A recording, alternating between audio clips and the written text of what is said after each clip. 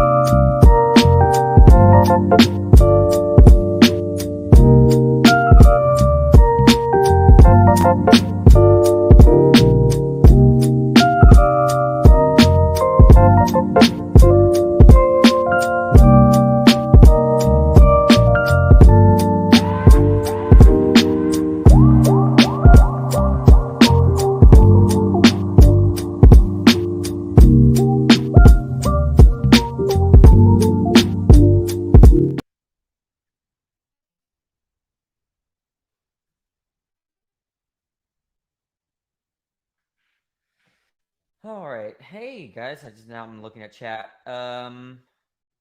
What's up? Audio, how are you? I'm doing just fine. Hey Danny, what is your view on joining the military? I guess I don't really have a problem with people joining the military. I don't know enough about, you know, I don't have any really serious thoughts. What's up, Candy? How are you? Okay. Can you disprove God? Sure. Something like God is all good. He only wills what should be willed, but God believes that there are things that occur that shouldn't happen, and given that everything that happens depends on God's will, because nothing would occur without God's will. God wills things that shouldn't occur, so God does not exist. There's your proof. What's your view on near-death experiences? I don't have any serious. I don't think it's really a philosophical issue. I hate the Trinity. Oh my, all in caps. I got banned from live, but I'll join once I can come back. Oh, okay, you got banned. They'll ban anybody for anyone. They'll They'll ban anybody for anything on TikTok. Why are you not saying other gods don't exist? Well, I just don't know what you mean by God if you're not talking about like a classical theistic notion of God. Guys, feel free to request if you disagree. I'm looking for people that disagree.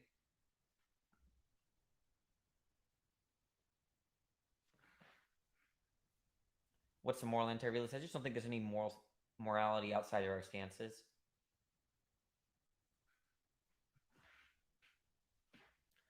Which the classical theistic God, classical theism, Cal. Which God am I saying doesn't exist? It's just the traditional conception of God.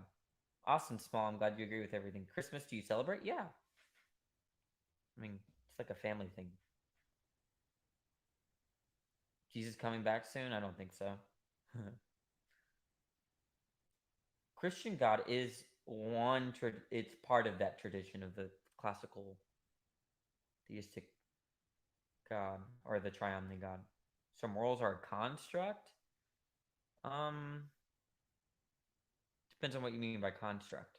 There are different types of constructivism, and some of them I do not accept.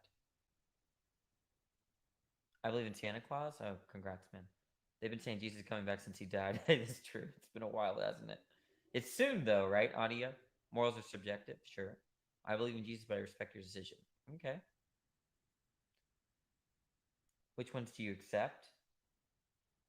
What are you, like 8 years old? Go take a nap. It is almost nap time. Guys, if you disagree, you should request. Seek God before it's too late. I don't think so. You should come in and talk about it, though.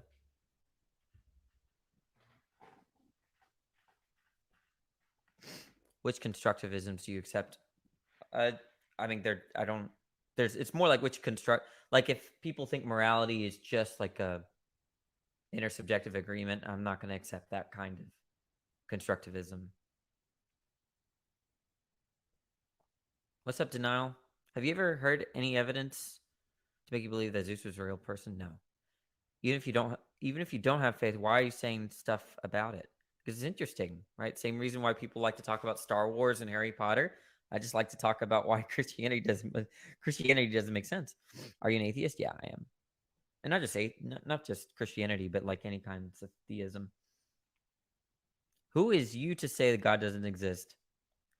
I don't understand. I mean, who are you to say that God does? I mean, I can play this game too. You can't explain paranormal things that can't be easily explained. Okay, let's say I don't know. How does that help you in terms of thinking that God exists? Have you read the Bible? Yeah, I have. Multiple times. Thoughts on the validity of things that happen in Rick and Morty? Actually, a lot of the philosophy in Rick and Morty is kind of confused. But some of it, like some of the underlying themes are like really cool, but I mean, I have to go scene by scene, but it does get you thinking. I mean, a little bit, and it's definitely a show that you can like gets you thinking. Is it reasonable to say that I don't believe your God exists, but it's a contradiction in its nature shown in the text? Yeah, that's fine. I have no problem with people that think that. It is a fun show for sure. What's your take on fine tuning? For argument for God's existence? It's not a very good argument. Should religion be in government? Probably not. Unless it was like the Danny religion. If I made up a religion and had a set of values, if that was a way of accomplishing my ideal society, I'd do it. Dannyism. Dannyology. That would be a good name for my show, right? If I ever had like a talk show, Dannyology. Start a religion, yeah. Can I offer a challenging thought? Of course you can. What do you mean by lean pro-choice? There's going to be a point where I don't take a position. What's your take on the origin of biological information requiring intelligence? Well, I just don't think that things like DNA require an intelligence to come about. LMAO, bro hates everything. I don't hate everything. Silly. Would you start a podcast? This is the closest thing to look. TikTok has a lot of problems. There's a lot of problems with this platform, but the algorithm is very nice. What's up, Art Pizza? Like, if I was to start doing a podcast outside of TikTok, no one would listen because no one can beat the algorithm on TikTok. Okay. Quest. Finally, we got one. Hey, what's up, praying for you? Let me guess. You want to talk about God's existence? Well, I mean, I'm not coming on here to like attack your thoughts, but you said, "Oh, if you But that's what I disagree, want. I join." want you to attack my thoughts. No, I'm not an attacker, so I'll lay that Oh, out there. okay. But I don't know What do you how to want to talk start about then? this, so like I'm honestly just like curious, what leads you personally to believe that like God doesn't exist? And let's just get on the topic, but I need you to talk first because I don't know how to go about this. Oh, that's fine. Yeah, no problem. So, depends on the conception of God, but I'm using like more of a classical or traditional conception of God, where God is all powerful, all knowing, all good. And I think that kind of God is incompatible with the existence of evil. There's also other arguments like, for every mind that I come across, it has a body. So it's unlikely that there are any minds without bodies, and God is considered to be a mind without a body. Also, reflecting on God as an explanation, I don't think God is going to be a good explanation for anything because the existence of God doesn't generate any predictions about how the world uh, should look like or what we should observe if he exists. So God is not going to be a good explanation for anything. So those are some Okay. reasons. Okay, and then I'll just like reply back to what you kind of said. So I heard earlier that you have read the Bible, and I study the Bible on a daily, so I do have a decent amount of like biblical knowledge. I'll lay it out there. I'm not Catholic. I'm not Lutheran. I'm not any like other one. I'm literally just straight up like I think you could consider me like non-denominational Christian, just full blown. I follow everything based off of just a regular Bible. I like NLT, which is like New Okay. Living Translation, pretty at least like easy to understand, or NIV, I'd say.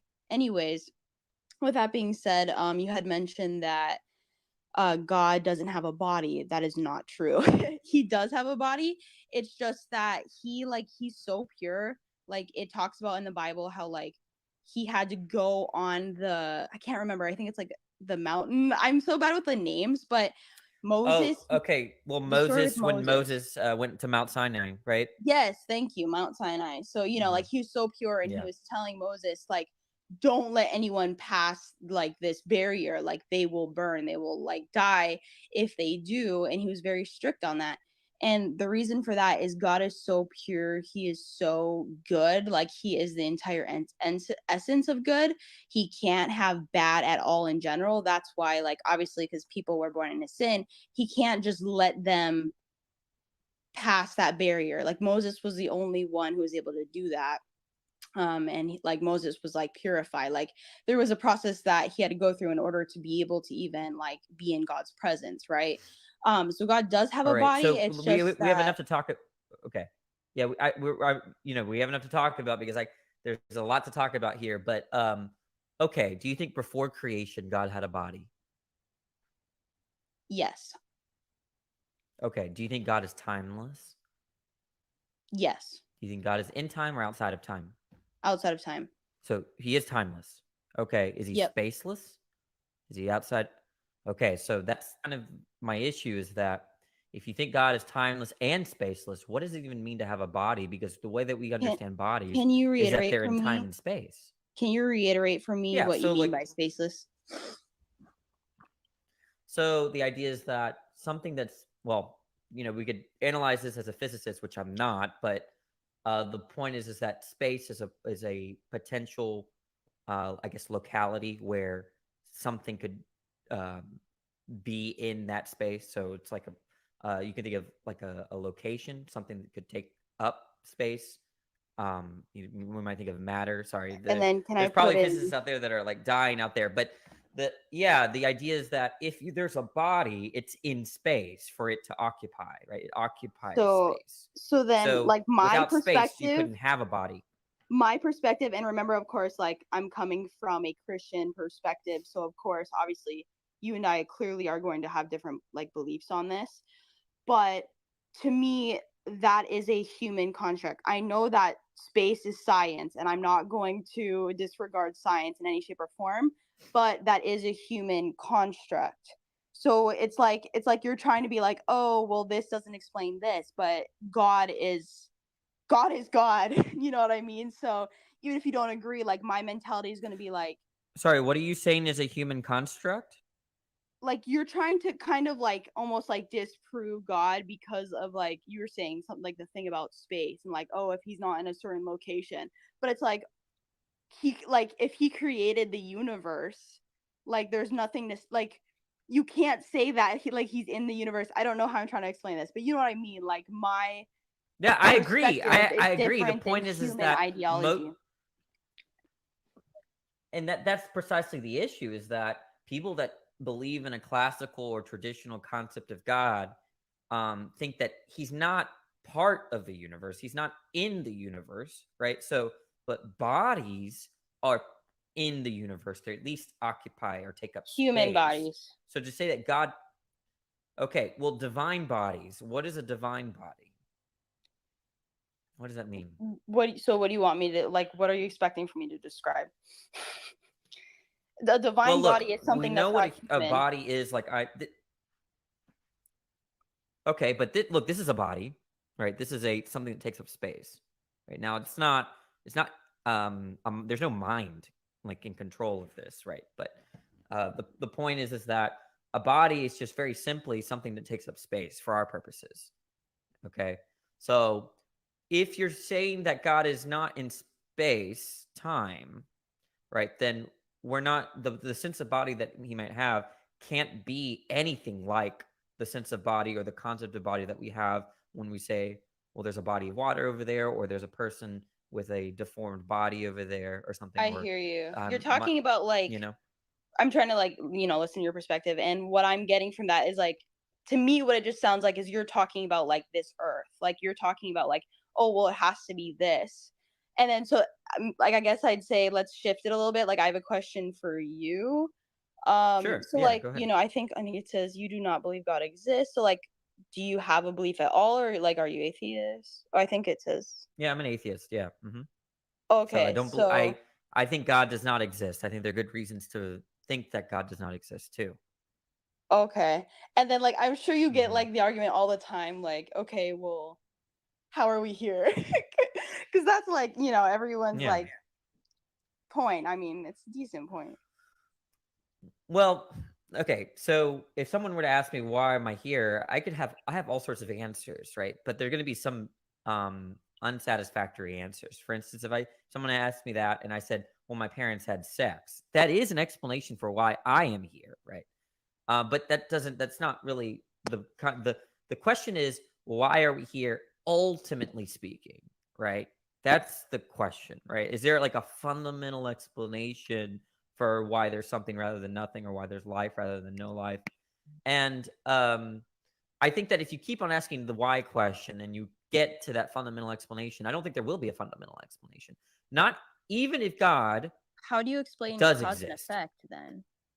That's my Okay, well issue. that okay, you're asking really deep questions, but these questions That's are that's not the unique point. to. Well, let me answer. These questions are not unique problems for atheism, right? Because I would ask the same thing. How does cause and effect work even if God exists? I mean, it doesn't really. I mean, it's. We can get into like what cause and effect might be. I mean, that's a very difficult question, just in general, but that doesn't really pertain to the disagreement about whether God exists or not, right? It Because let's does say I though. tell you, I don't. Okay, well then let me show you how it doesn't. Let's just say I don't know how cause and effect work. How does that show that God exists? Because like okay, so I don't know how I've heard other scientists explain it before. I'm going to try to reiterate. I'm not saying I'm a scientist, but I've heard the claim before time, space and matter. Like with those three things involved, like I've heard them say something about like it can't just like poof out of midair. Like there's something that has to But cause. atheists are not committed to that. We don't have to believe that as atheists, right? We don't have to think that time, space, and matter began. We don't. Yeah, We could you all don't have to one. think anything. I can't force you to think anything. I mean, the reason why I'm on here, and I honestly respect that you're open to have people challenge your perspective, but it's like I just don't know. Like to be honest, I don't know how you can live. And I'm not judging you. I'm just saying, like, just my mind is I'm blown. not judging you, but how do you live with yourself? No, no, Okay, I mean, absolutely not. But no, I've literally always okay. thought this. I've always thought just in general, like, oh my goodness, like I don't understand like how, and I'm not, I have nothing against atheists. Like it's your life as a Christian, like and condemn. Do most Christians, religious Christians, sound very judgy and condemning? Absolutely. But biblically, it is not our duty to judge and condemn people who do not believe God. Yes, are we gonna go out of love and try to make you God's believe? job, right? Yeah, Yeah, it's just the but God that you love and worship. That's his job to send me to hell, right? That's not yours. well, and see, oh, are we gonna get into that? Are you open? Are you Look, I mean, open? there's a lot. You're bringing up a lot of issues, but look, the point is that if I ask you, how did God create something from nothing? If I ask you that question, I mean, what if you say I don't know? That doesn't mean that God doesn't exist. In the same way, if you ask me how does cause and effect or where did the universe come from, and I say I don't know, it doesn't mean that therefore God exists, right? So say nothing will logically follow from saying I do not know. Sorry, right? In fact, that's one of the things that I think people should be comfortable with. I think you know, atheists are pretty comfortable in saying, I do not know. Right. And it doesn't help the truth of Christianity or any other religion for atheists to say, look, I don't know. I think that was the point I was coming from. So, okay, so then the next question I gotta ask you is like, so then, okay, so are you like an atheist who believes in like when you die, it's just like black, or like what do you think happens? Well, there's nothing, not even black. I mean, you can close your eyes, that's black. I have an experience of black, but there's no experiences um, before I exist, and there's not going to be any experience after I exist. So like, Yeah, what about the that's people like who, that's my because position. I'm sure you've heard stories before of like people who like about to die or like they did die and then they came back. And then they do say that they have supernatural experiences. Do you think that like all of them are just lying? I don't think necessarily they're lying. I just think that there could be a naturalistic explanation for that. I don't see why there couldn't be.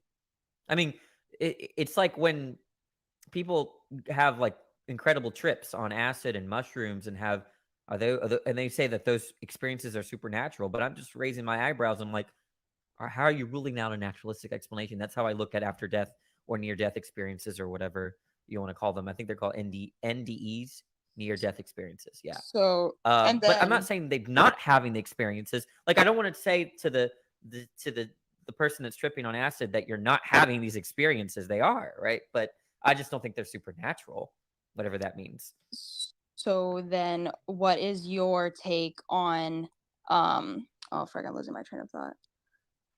What is your take on, oh yeah, there you go. Sorry. Morals, like good and evil, like when you see people who have a kind loving heart and do X, Y, and Z, and then you Mhm. see like, freaking like rapists and just like the worst of worst human beings. Like what are your thoughts on that? Yeah, I think it's wrong to R word people. I think it's wrong to lie and steal in most likely cases. I mean, I just don't see what that has to do with God. I mean, if you Well, define it brings up good and moral, evil. right, but look, if you define good as God, what's desirable to God, then I don't believe in that sense of good. I don't think that God desires anything because I'm an atheist, right? So if you define evil as that which is against God's commands or God's nature or his character, that's how you define evil. Then I don't It believe in that kind of evil. I but don't believe in God evil. I believe in Danny it doesn't evil. even bring up God. I wasn't bringing that up for I mean, obviously it it does align with my view, of course, but regardless, taking God out of the equation, you cannot deny that there are good acts and there are bad acts. Sure, I'm fine with saying that. Yes or no? There's good. I definitely think there are good things and there are bad things. Nothing wrong with that. So then what is your take on, okay, like you think that it doesn't come from something. You think that like I just want to know like where I don't know how I'm trying to word this, but like do you know what I mean? Like there's good and there's evil. So then like why Well, if just we were put on remember, it this earth? all depends on what we're talking about when we say good and evil. So for me, when I express something's good or bad or right and wrong, good and evil, I'm expressing my stances, right? So if I think it's wrong for someone to do something, whatever, I'm saying I'm expressing my stance about how things should be. Now, where does that come from? I mean, where did my stances come from? They could come from other stances, and those stances come from other stances. But there's going to be a point where there's no further explanation that, the whole debate about nurture versus nature might be brought up. But like, why did my wife wanted to wear a white wedding dress on our wedding? Right? Why does she value that? Why does she think it was good to wear a white wedding dress rather than a red wedding dress? Because in China they wear red wedding dresses, right? And I can explain that in terms of the environment that she was in, right? The environment explains why we might have a slew of values. Our upbringing explains our values. I don't really think it's anything deeply philosophical or, any kind of thing that's like supernatural necessarily, like from the divine. I think it's pretty simple. We get our values from how we're raised and our upbringing and our culture. That could definitely change as we explore different cultures and different environments. And I don't think there's anything more complicated than that. Hmm. See, like that's where like I have an issue because it's just okay. So like for me, like obviously, like I believe in God, like I'm a Christian, and it sets standards. It sets standards for like how you should live your life, what it looks like to be a good human being, trying to follow the character of Jesus, right? Now, Hmm. if that didn't exist in any sense, like let's say like religion wasn't a thing, but good and evil did exist, like to me, there would be a lot of evil out there. And I'm not going to say that like the church hasn't done evil. And like in my eyes, that's where the nature of sin comes in, like we are human beings. No one is going to be perfect like Jesus Christ. Like so many churches have like hurt so many people and so many people have church trauma. And I empathize with people like that, and I empathize with the LGBTQ, that like they shouldn't be hated on, and they shouldn't, like they should be welcomed into churches and looked at as a human being, because at the end of the day we all have sin, and it's not for you to point fingers, it's Look, for God. it just depends on what you mean by these things, right? If you're defining sin as a violation of God's law, then I don't believe in sin. But I've even used the word sin, right? Like, I'm just saying, yeah, but I'm you just know, saying like I mean, I'm saying that like bad, like all I can just imagine is that like the world would be like burning on fire, because if there was no standard, then like evil would just be running rampant. wait, okay, but okay. First of all, you believe there's a standard, and yet you think that evil is run rampant. In fact, the Bible explicitly says that this world is what? Who's the prince of this world? The devil. The devil, right? Like, so even if you're right that there are these standards independent of human stances, okay, doesn't mean that the evil just goes out the window, right? In fact, the Bible explicitly said that the world is wicked. Do not be of the world, Yes. right? Yes. So it's not gonna.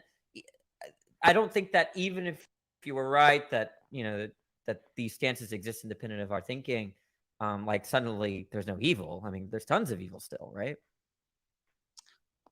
Okay, I lost you there. I really did. Um, I guess I I was just well, trying to I explain. thought I understood you.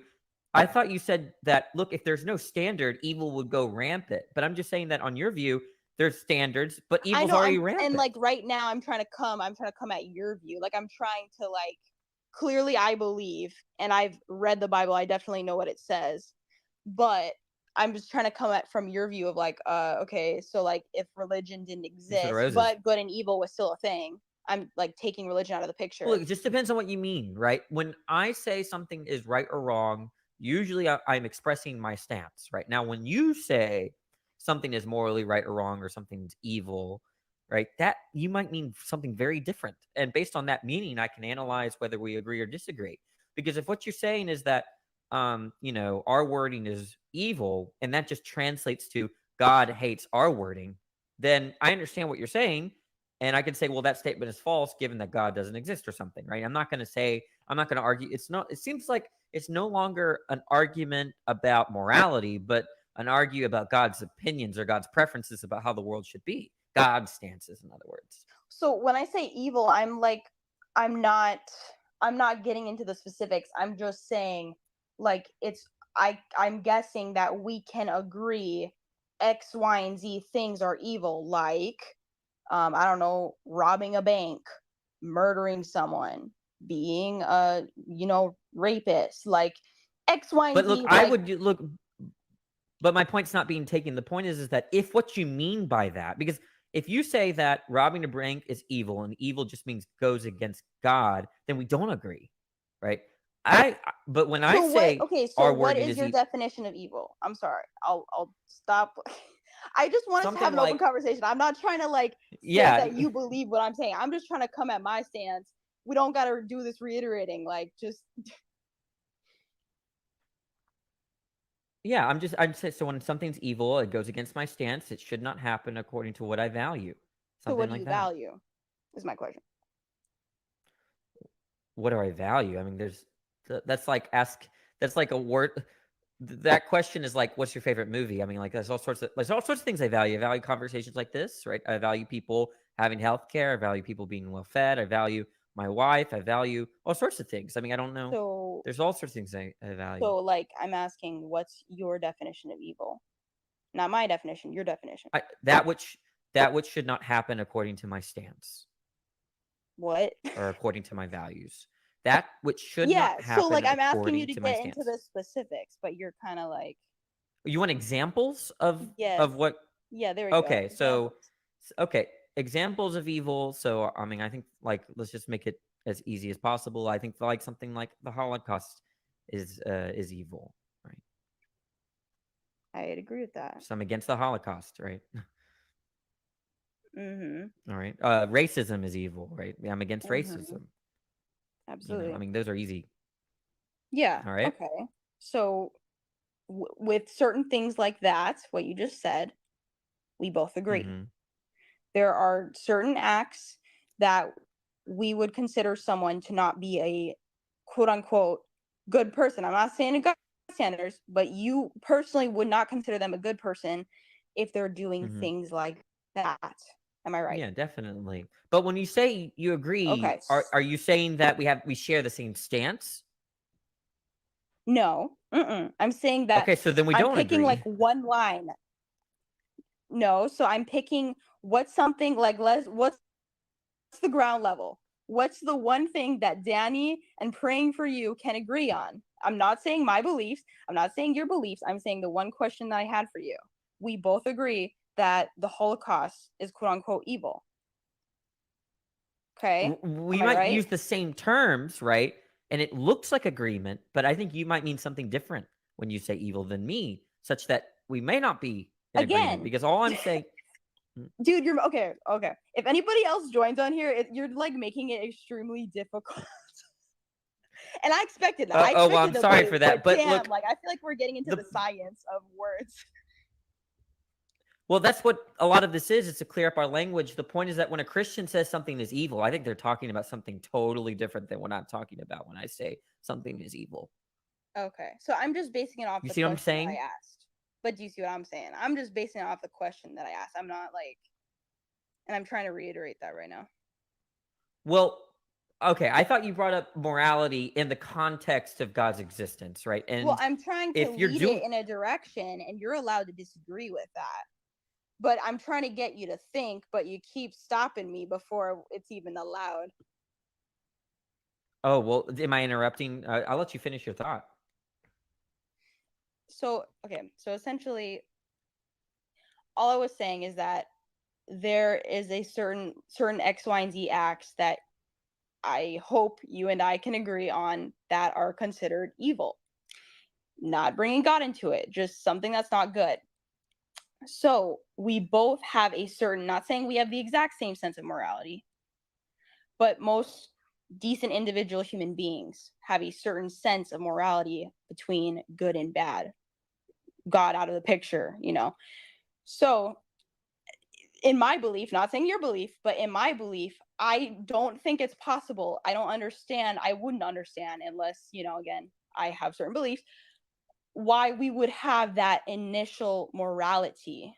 I don't understand how the Big Bang Theory, or like just whatever the science behind evolution, I don't understand why we would have a sense of good and bad and then feeling emotions like love. I genuinely cannot believe that that would come from nothing. So like that's just my Okay, perspective. but I'm not saying, I never said that it came from nothing. In fact, I said that it comes from our environment, our upbringing, our culture, and that's kind Yeah, of but that has to come from fluctuates, right? something. Oh, right. And there's going to be a point where there's not going to be an answer anymore, right? Even if God existed, right? Why is it that God hates something? There might not be a further explanation.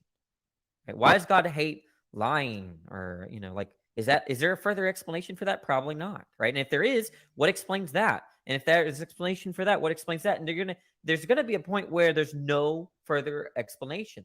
So you're looking for explanation at the very bottom where there's no explanation. I like to look at explanation at the top. So why is it that I value I don't know, I value talking about religion, well, we can put together an explanation for that. I was raised Christian. My parents are Christian. My wife is Christian. I studied a lot of stuff in philosophy in college, blah, blah, blah, blah, blah, right? Doesn't matter. But the point is that there's an explanation. But you're asking me, well, why all that? And then if I gave you an answer, you're going to ask me, why all that? And then you want to get all the way back to the fundamentals. And I'm saying at the very fundamental base, there's not going to be a satisfactory explanation, even if God existed. Okay.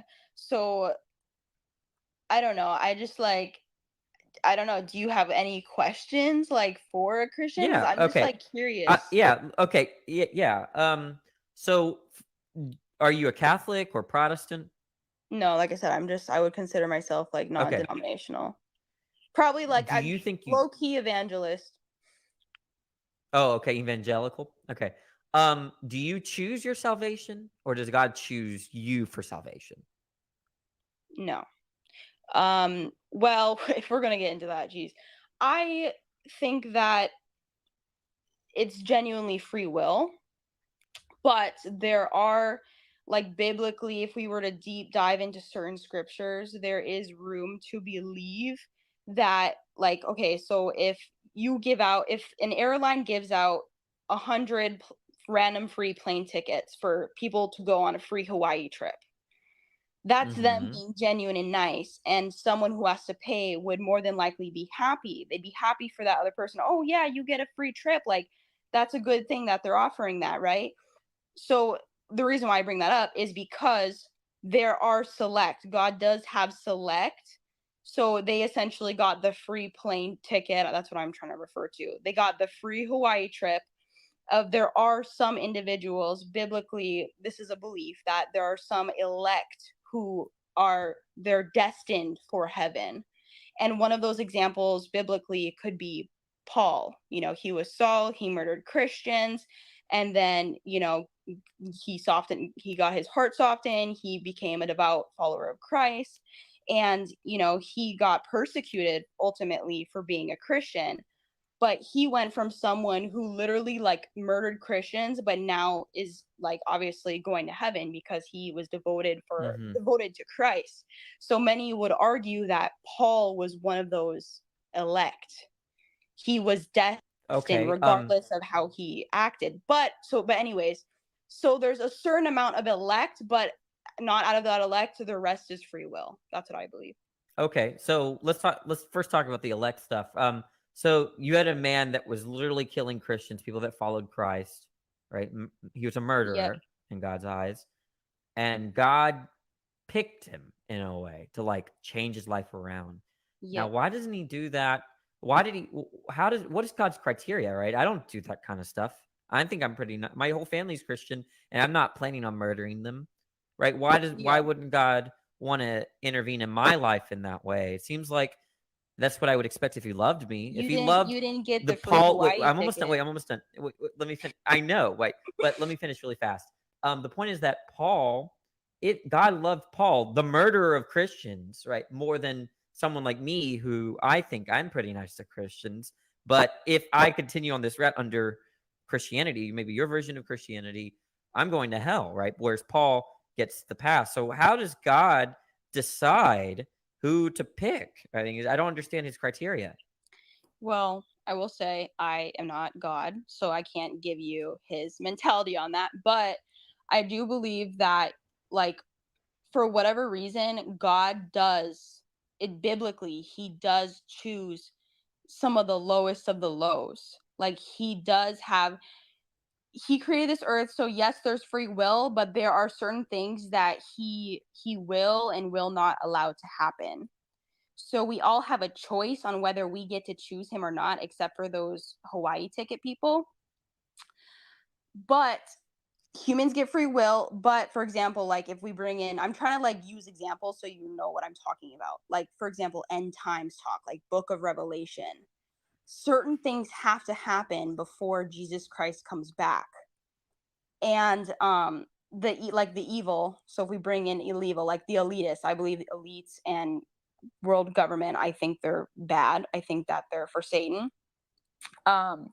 They want to sabotage God because obviously, the devil is against God. And so they want. I feel like we're off track. Just hear me out. Okay, I'm hearing you out. I think we're a little off track though, but I know that's what I felt with you sometimes too, though. And so I'm trying to like bring the bigger picture. Okay. Anyways, so essentially, they want certain things to happen, but he will allow certain things happen, and he won't allow certain things happen. But ultimately, it's going to come round trip. Jesus Christ is going to come back at some point. But things biblically, like the mark of the beast, like, I don't know if you know Book of Revelation, but there's certain X, Y, and Z things that have to happen in order for Jesus to come. So there is a certain amount of control, but humans still have free will. Like, if it thunderstorms outside, I didn't control the thunderstorm, but I still get to choose to lay in my bed. So I'm trying to like bring that. I feel like what I'm saying is being missed. It's not your fault. So let me try to depict a scenario, Yes. right? Let's say, okay, let's say there was someone out there, like a friend I just made who was really interested in being my friend, right? He wanted to have a platonic relationship, okay? And that generates certain expectations about what that person would do. So they might text me, they might want to hang out, they're interested in my life. When we're talking, he's not just talking about himself.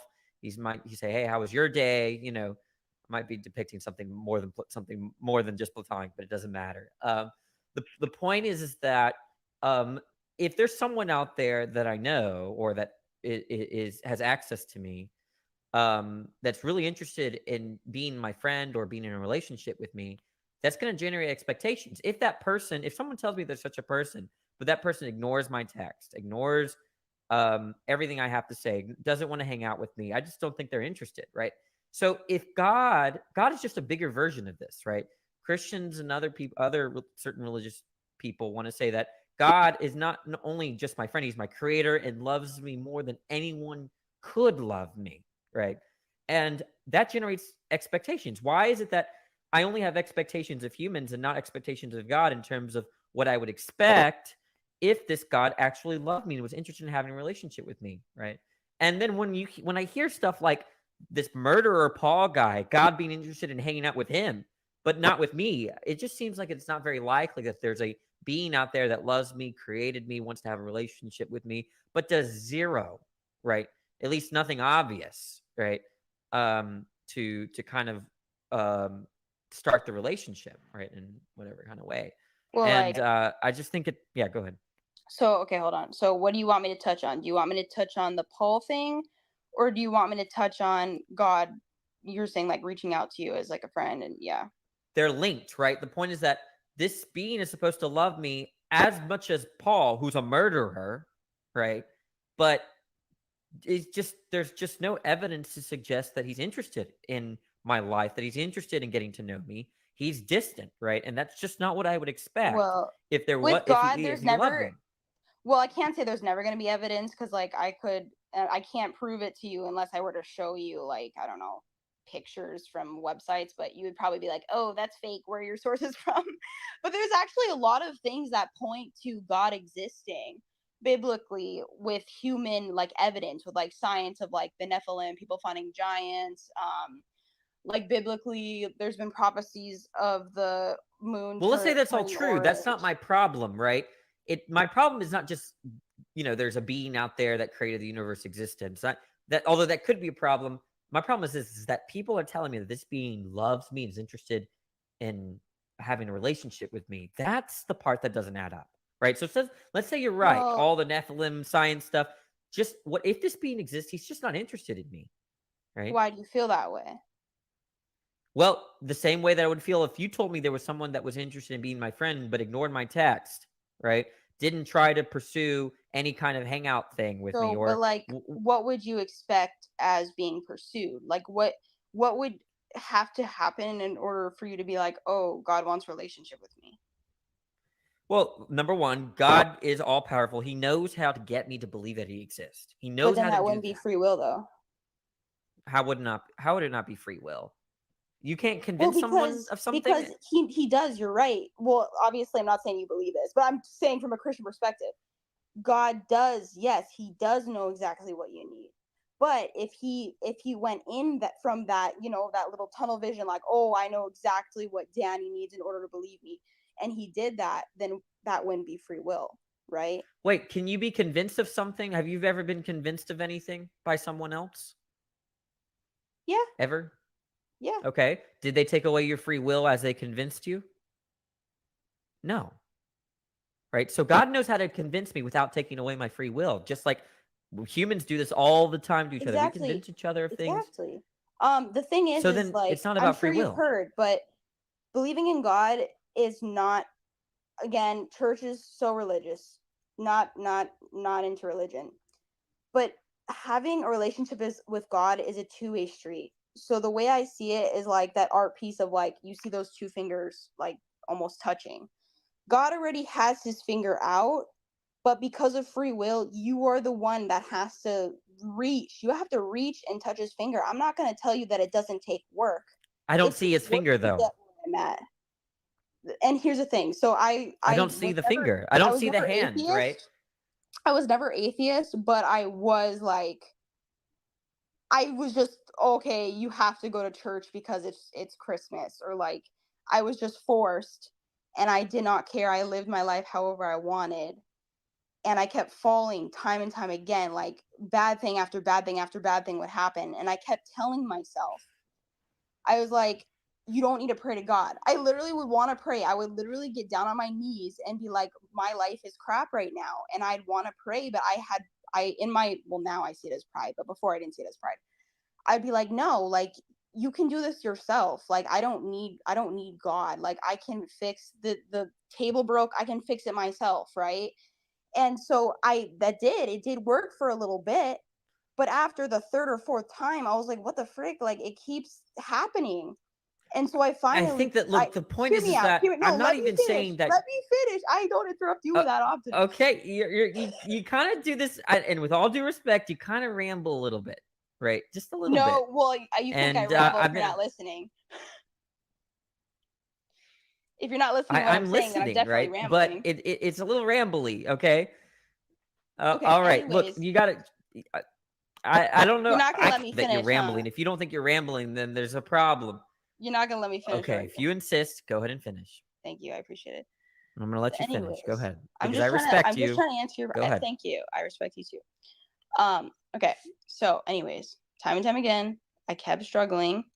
I finally reached out myself and was like, God, I need you. I've tried this on my own. And the thing is he does answer, but you do personally have to put in the answer. And it's not to say he's going to answer right away, or you're magically going to see, like, oh, wow, like, my life is so much better now because I prayed one time.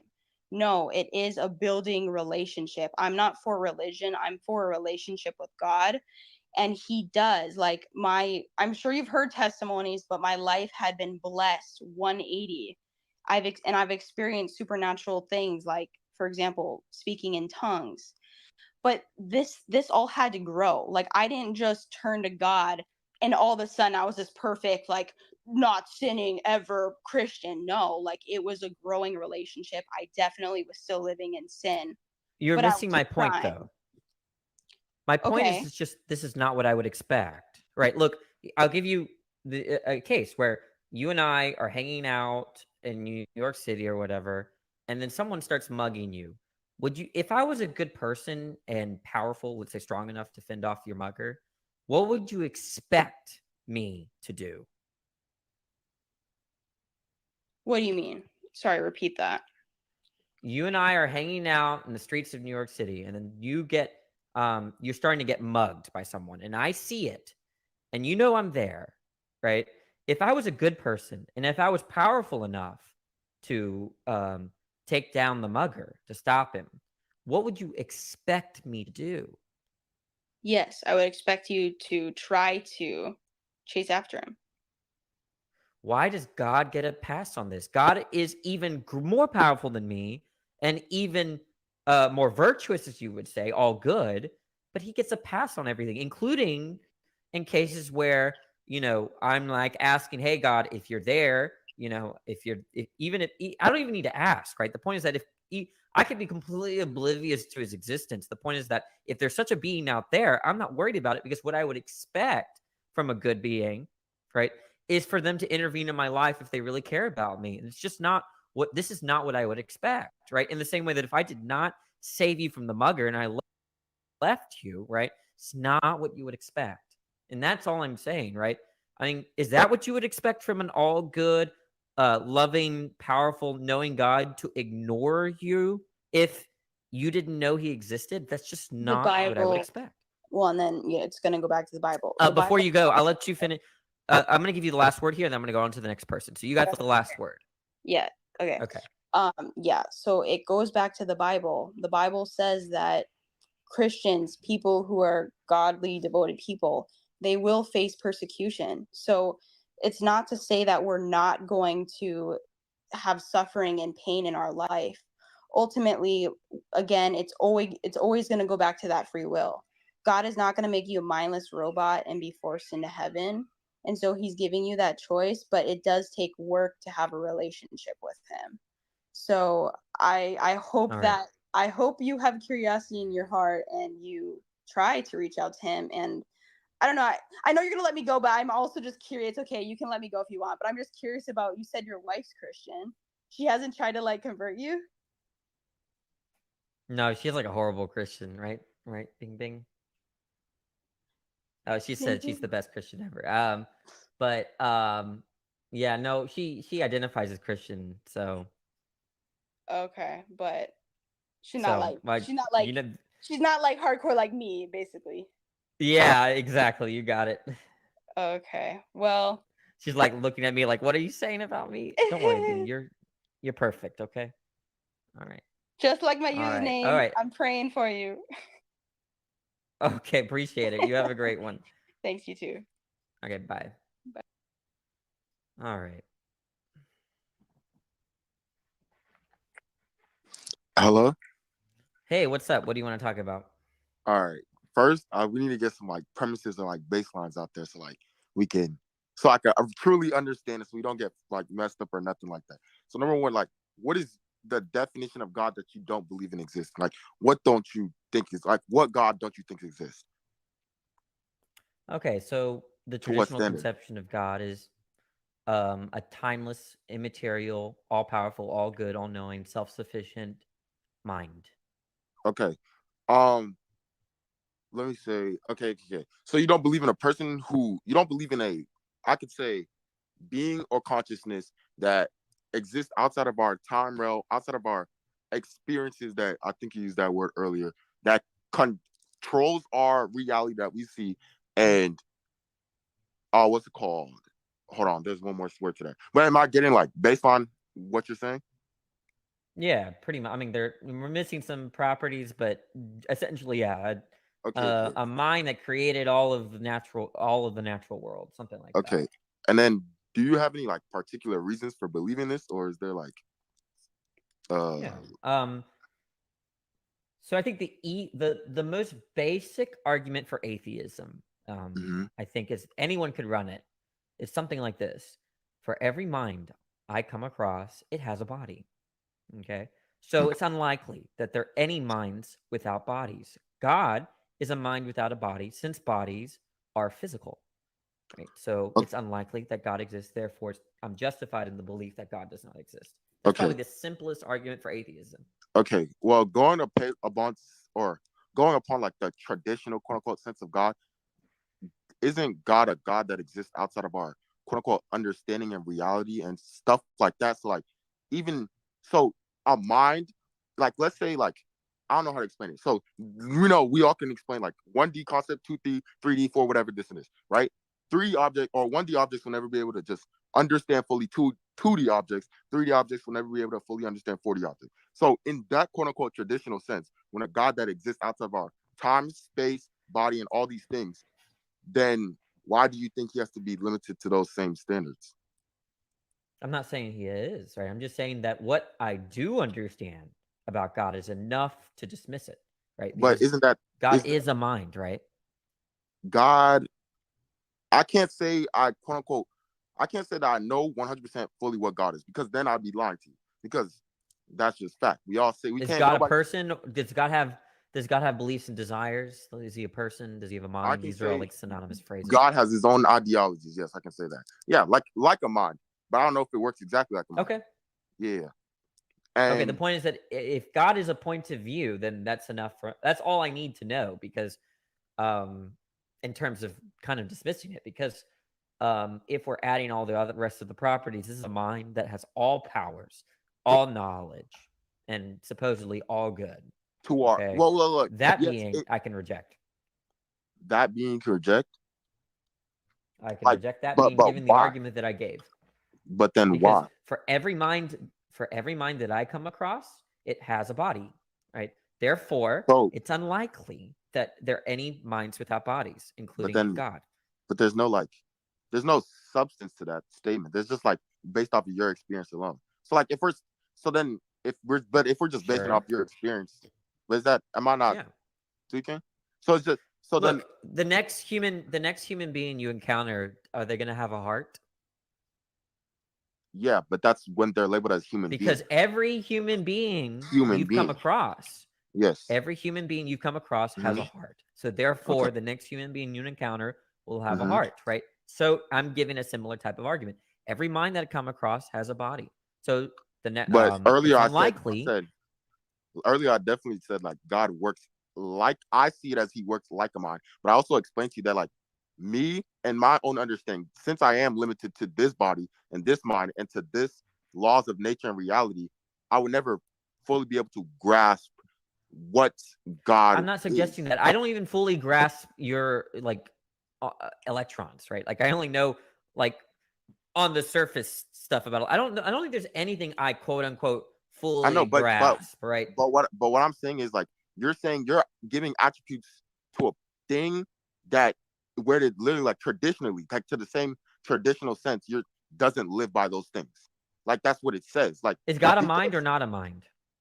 I said he works like, I see it as he works like a mind, because he has. So he's not a mind.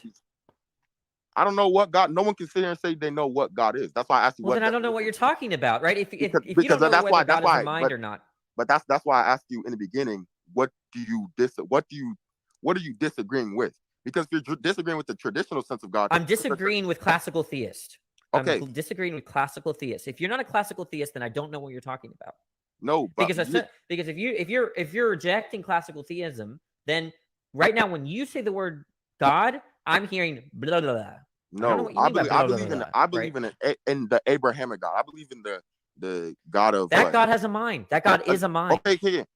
No, to your understanding. That's the whole argument that I'm saying. That's on Christianity. You talk to any Christian theologian, most Christian theologians, most Christian philosophers, they think God is a mind. They think that God has beliefs and desires and a point of view. But yes, I'm not saying that God does not have those qualities, but that's the whole. Well, then that argument. means he has a mind. If you have beliefs, you have a mind. Hold on, you're not listening to the point. The point is from the traditional sense. Like I'm using in the same Bible that we all know, or the same whatever this is. It talks about how God has given qualities to man, or given all these things so that we are like him, so that we are made in his image. So we have these qualities, right? And let's put it like, if a person higher than me was to give me these qualities, and I understand the qualities I have, why does that person also have to have those same qualities? Like, it's limited to those qualities. That's what I'm saying. Look, if I'm fine with you saying, I have no problem with you saying God is not a mind. But at that point, if you give up on the idea that God has a mind, I'm not saying that he's not a mind. I'm saying that you are a mind, and because then you are a mind. What is God? Tell me what God is then. If you're no longer a traditional theist. To my understanding, God is a being that exists outside of my time, reality, and my experience and understanding, but fully controls and governs everything that happens inside of my reality, reality and experience. But I also do believe in the sense that he is a loving God and does care for loving. Loving requires a mind, right? To love something that requires a mind. So God is a mind. Wait, but how could, like, you're making claims, but like, yes, but I'm telling you that like all that the baseline. You're saying that a mind loves. Yes, or to love you have to have a mind, or to love you have. True. Yes, these are qualities that we have as individuals, but how can you attribute those same things to God? God doesn't have to have anything because you just said it, right? The fact is that to love, look, I'll give you the argument. To love, you have to have to be loving, you have to have beliefs, you have to have desires, because love, it requires those concepts, right? If you love someone, you desire for their well-being, right? You believe they exist. Okay. So if you have beliefs and desires, then you have a point of view of the world, right? Because what a point of view is having beliefs and desires about the external world. Okay. And if you have a point of view, then you have a mind. That's just what a mind is. So you think God is a mind? I'm not saying like you're I don't know if you're, oh, hold on, let me not attribute nothing to you. But what I'm saying is like, I'm saying that God does have these qualities. Yes. But think of it like it's a puzzle to the full picture. To us, like, did I go wrong in my reasoning? Where did I go wrong in my reasoning? Where did you go? I was just asking you, like, if you're disagreeing with the traditional sense of God, then that, like, at that point in time, like, then nobody can sit here and say whatever, because you're attributing things to God that doesn't. Wait, did I go wrong in my reasoning? Did I go wrong in my reasoning? No, I just asked you. That's your reasoning. That's like, I'm just asking you. Okay, I'm asking if there was a problem with my reasoning. Because if there isn't, then God is a mind, which is what you were contesting. No, God, but why are you attributing like partial things that we experience to God, like, and saying that this makes him? I gave the argument. Look, do you know what? Do you know what an argument is? An argument is an argument is a line of reasoning, right? It's a line of reasoning that gets to a conclusion. Okay, and I give an argument for why, if you believe that God loves, right, then you must believe that God is a mind. But what I'm saying is your premises would be wrong then, because we're, like I said. Which premise do you reject? Which premise? I can go over it again. I don't mind go over it again. Do you want me to go over it again? No, hold on. You remember in the beginning when I said 1D objects will never be able to fully understand and grasp 2D objects. 3D objects will never be able to fully grasp and understand 4D objects. So you is in yourself in that same traditional sense. God says that in the Bible, that's why I'm bringing up the Bible. He says that he gives us qualities of him, by him, that we experience. I'm not disputing that. That's not what I want to dispute.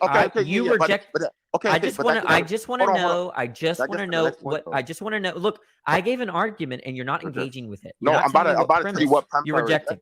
Yes. What premise? You're saying that because he's a mind, he has to have a body, or because that's not my argument. That's not my argument. That's just not my argument. Let me go over the argument again. Let me go. You stop. You can interrupt me when you disagree. Okay, that's fine. Interrupt me when you disagree. So you said God loves. Okay, so then I said, okay, if God loves, then he has to have beliefs and desires, because to love something, you have to believe. Why does he have to have that it exists? Let me get, because if you love something, you have to believe it exists for it to love, for you to love it. Correct? Yes. Okay, and if you have beliefs, right, then you have views about the world. If you believe that something exists, you have a view about the world. And if you have views, you are a point of view, right? God is a point of view because he has views, okay? Now, if you're a point of view, that is just what I mean But by mind. the same Bible doesn't it also say that God exists everywhere at all time? Like he is everything and Fine, everywhere. I'm fine with that. Place. Where Okay, did I go and- wrong in my reasoning? Where did I go wrong in my but reasoning? what I'm saying is like you're making a bunch of like points and claims from your understanding and your knowledge and saying that God has these things too, so he has to be limited by these things. Just because God has attributes that you see in yourself or I see in me doesn't mean that he has to be limited to the same body. Okay, I haven't made that argument yet, but so far we agree. Given my argument, so far we agree that given my argument, God has a mind. Correct? No, we God has the limitations yet. No, God has attributes that you also possess in your mind that you would attribute to a mind. But then you have to dispute the premise. Which premise do you disagree? You never interrupted me as to which premise you disagree with. Okay. God is a mind. Let's move on from that premise. That's what we'll agree on. Okay, God is a mind. So now go back to my argument. For every mind that I know about, it has a body. So it's unlikely that there are any minds without bodies. That is inductive. Okay. Right? It's like saying go ahead. Okay. But by definition, God is a being that exists. I'm not going to use all the extra words, but it's a supernatural being, a being that exists outside of our natural laws and order, right? Sure, I'm fine with that. So if that's not my problem yet. Okay. So if you said by your own experience, every mind has a body. So then if a mind doesn't have a body, it would then be what? Supernatural, right? Because it's not following the natural laws of God. Sure, we could. Well, that's fine. You can call it supernatural. Okay, so I don't mind you using that term. I don't like that term, but you don't like the supernatural? Yeah, it's not. Nobody has been able to define it in a very precise way. It seems like when we're saying supernatural, we're just talking about like something specific, like gods or something like that. Or angels, or demons. I'm talking about supernatural. That's fine. You can use that term. I'm not going to quibble. Okay. Well, I'm just saying that it's like something that it's not bound to the laws of nature that we are bound to. Well, under your view, don't you believe we have souls? Souls? Yes, I do believe everybody has a soul. Yeah, and souls are minds, or at least they contain minds on your view. Yeah, right? No. Souls, Okay. Souls like consciousness. Yeah, so minds on your view are supernatural. Contained inside of a body or limited. That's the whole point. Okay, but the point is that on your view, I could just say, grant for sake of argument, that minds are supernatural because they are contained in souls. No, but that's what I think. Souls are supernatural. Yes.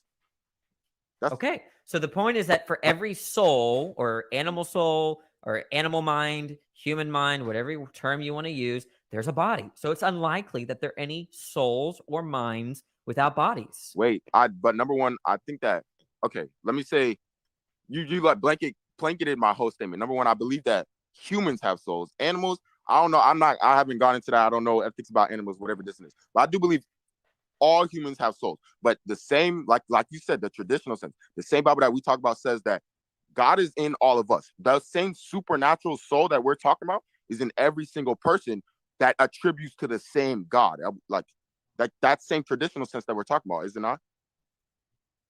That I'm not understanding your question. Okay, so I said that a soul is quote unquote supernatural, and we agree like that's what a soul would be, a supernatural thing.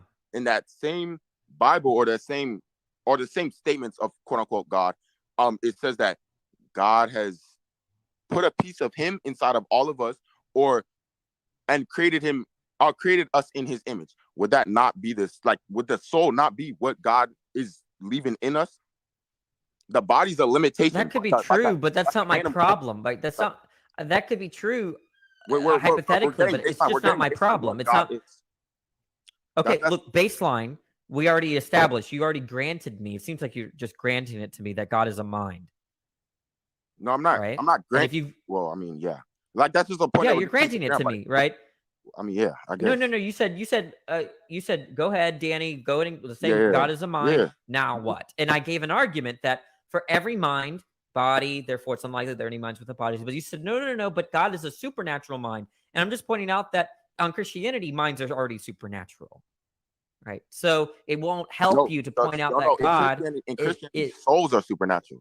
A mind is in literally like even in animals, and even like in the modern Christian or the common Christian does not believe an animal has a soul. Me, I don't know. But the average Christian does not believe that animals have souls. But they do believe that humans have souls for the reason that God created humans in his image.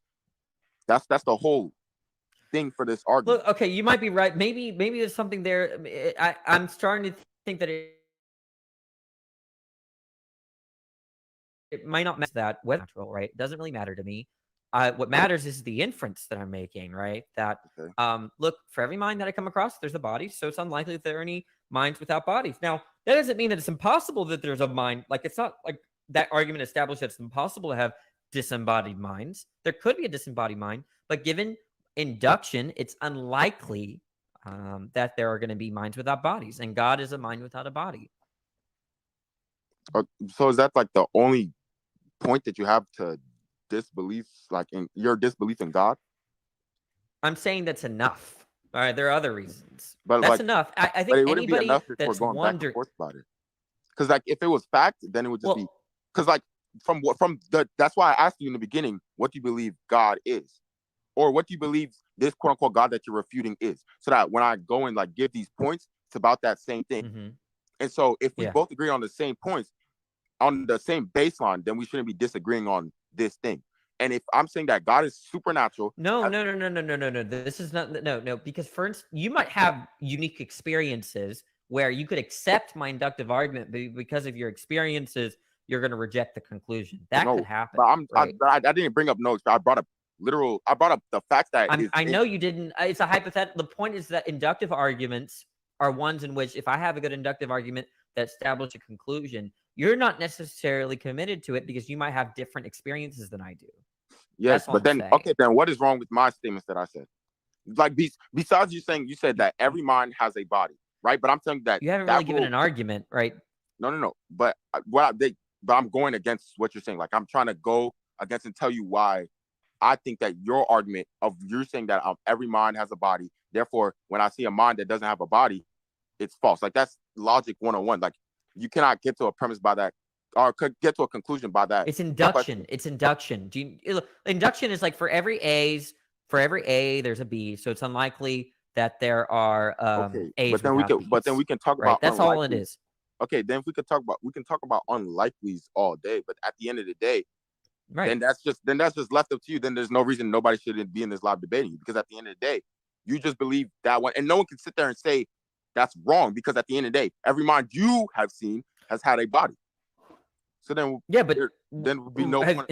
Sure, okay, but you could provide an argument, right? I mean, it seems like you're just accepting my inductive argument. No, I did provide an argument. You haven't given an argument. You have not given an argument for why God exists. The reason I believe God exists is for a few things. Number one, I study. I'm a chemistry major, but I like to dabble in like quantum mechanics, whatever this is. But basically, one of the theories in quantum mechanics is that we can find out what something is by finding out everything else around it. So where it's not, right? So we can understand what God is by knowing that there's certain things in nature, certain laws that we just don't know, or certain understandings that we don't have. So therefore, it has to attribute to a higher being or a higher God. That's why I believe. Oh, but that sounds like an argument from ignorance, because it's never going to be true that because you don't know that therefore something is true. No. But there's some things in this life that goes directly against the laws of nature that we have today. Like directly. Like what? Cause and effect. We can talk about what? Okay, number one, cause and effect. Cause and effect has naturalists can accept cause and effect. Huh? We can talk about cause and effect. Naturalists, people that just. Okay, my fault. Sorry, go ahead. I was gonna say cause and effect. We can talk about consciousness. We can talk about no, those are probably the main two that I'll bring up because but cause and effect, consciousness. Well, look, first of all, cause and effect is compatible with people that just think that nature exists, right? They just think that every cause and effect relation is natural. It's a natural one. So I don't see why that would help. Consciousness is tricky. But even if dualists were right, so dualists think that the mind and body are separate categorically, that One is natural, one's not. Even if dualists are right, it's not going to show that God exists, right? So, and worst case scenario for you, dualists are wrong, and the mind is just some relation to the brain, either identity or something else. And so I just don't see how that's going to help with God's existence. Wait, but you didn't make any points or claims just then. Like you just said no. That's literally what you just said. Okay, well, I'm saying that even if dualism is true, it won't follow logically that God exists. And even if dualism is false, it's even worse because now minds are identical to physical states, and God is not physical. So now that really creates a problem. Okay. Well, number one, I think that somebody asked in the comments earlier, do I think that the mind and soul is separate? Yes, I do think that the mind and soul is separate. Consciousness, I think that falls in, I would say, soul category. Because well, just talk to me. Look, I don't. Okay. I look. Just talk to me. Yeah, I know. But I don't do that to you. So okay. Yeah, I'm using it for the thing. That's what I'm saying. Like, all right. That I don't. I wouldn't say I fall in Okay. line with a dualist or whatever this and this. But even still, how would it not? Because like I've said from the original point, if the same traditional sense of the Bible that I would say not most people are, but some people in this life believe in, that they believe that God has left a piece of them, a piece of him inside of everybody, which would be that quote unquote soul / consciousness, whatever you want to call it, yada yada yada, and left and imparted us with wisdom or understanding above every other being in the same nature that we exist in, or same world that we exist in. Would that not attribute to a higher being? Because like we think we can't replicate consciousness, we can't replicate well, no one can prove souls, but we can't replicate consciousness. That's one thing for a fact we know we cannot replicate at all, period. What do you mean by replicate? I mean, I can create consciousness. I can have sex with someone and then I can create consciousness. No, but you didn't create the consciousness. Like you yes, seed hit, egg hit, whatever this and this, but that doesn't create consciousness. Are you saying that I don't know how? You're just saying that scientists don't know how to they don't know the mechanism behind consciousness. Is that what you mean? No, I'm saying that because we know that it's not. We know that this is a law of nature. This is something that we just cannot control. That it points to a thing that can control it. Or if you want to call it then just random, but then it would be truly random. Then it wouldn't be. Wait, I'm not really understanding. Look, I agree that there's a lot to discover, a lot we don't know about consciousness. I'm fine with saying that, right? But how does it follow that therefore God is the best explanation for consciousness? I'm not understanding. I'm saying that because there's things in nature or things in nature that go directly against the laws we have of nature, or things that we have that I'm not gonna say fully can't explain, but I'm not gonna say never understand, but things that we know for a fact we can't understand, such as, yes, we can go into depth about consciousness, but at the end of the day, no one can truly replicate consciousness. No one can go in. Okay, let's say that's true. Let's say no one can replicate consciousness. Therefore, God exists?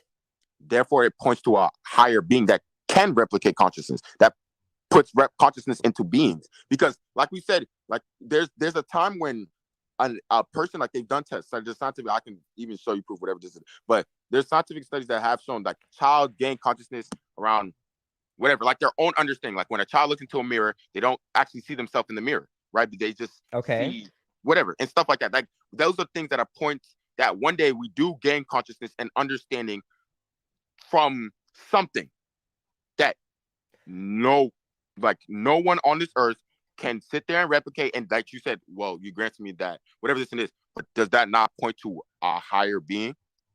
No, I don't see how it would. Look, you're just saying that we don't know how consciousness works, therefore it points to God. But I don't see how you're going to that. I don't see how you're getting that conclusion just from the fact that we don't know how consciousness works, so we don't know how to replicate it. That's like saying, to me, it's literally like hearing something like this. We don't know how consciousness works. We don't know how to replicate consciousness. Therefore, leprechauns exist. I'm like, how are you getting leprechauns from that? In the same way, how are you getting God from that? Right? I just I'm saying the argument. The way I'm saying that we get God from that, because does that not point to a higher understanding or a higher yeah, that's probably the best word I can use right now. A higher I don't see understanding why or a higher. not. I mean, do you think it points to fairies? I mean, like No, but I can say that it does no, I point to don't think something so. supernatural, does it not? Why would it? Because There's if it was, tons of things we don't understand. How does that point to the supernatural? because it's not in anything else. It's like, because it's only particularly two humans from what we've seen, and it's something that no human can even grasp or fully or even get to replicate in the future at all. Consciousness Look, is that's that part I don't have. I'm not contesting that okay, part. I'm fine with saying, does that not point to but something that supernatural? but that part I'm contesting. It just doesn't follow that if it's spooky or if it's weird and we can't understand it or if we can't replicate it, that therefore supernatural. I don't get it. I don't get how you're going from A to B. I'm not saying okay. Here, let me think. I'm trying to say. How about this? I'll give you the last word here. I'm gonna move on to the next person. I appreciate your Well, request. I don't really need the last word. It is. All right. Thanks for coming on. All right. Have a good one. Bye.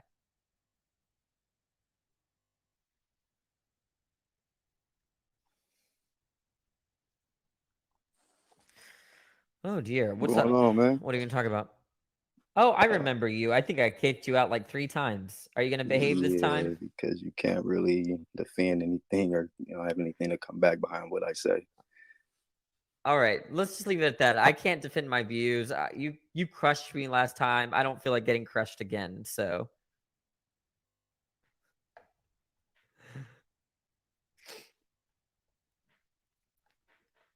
all right, next.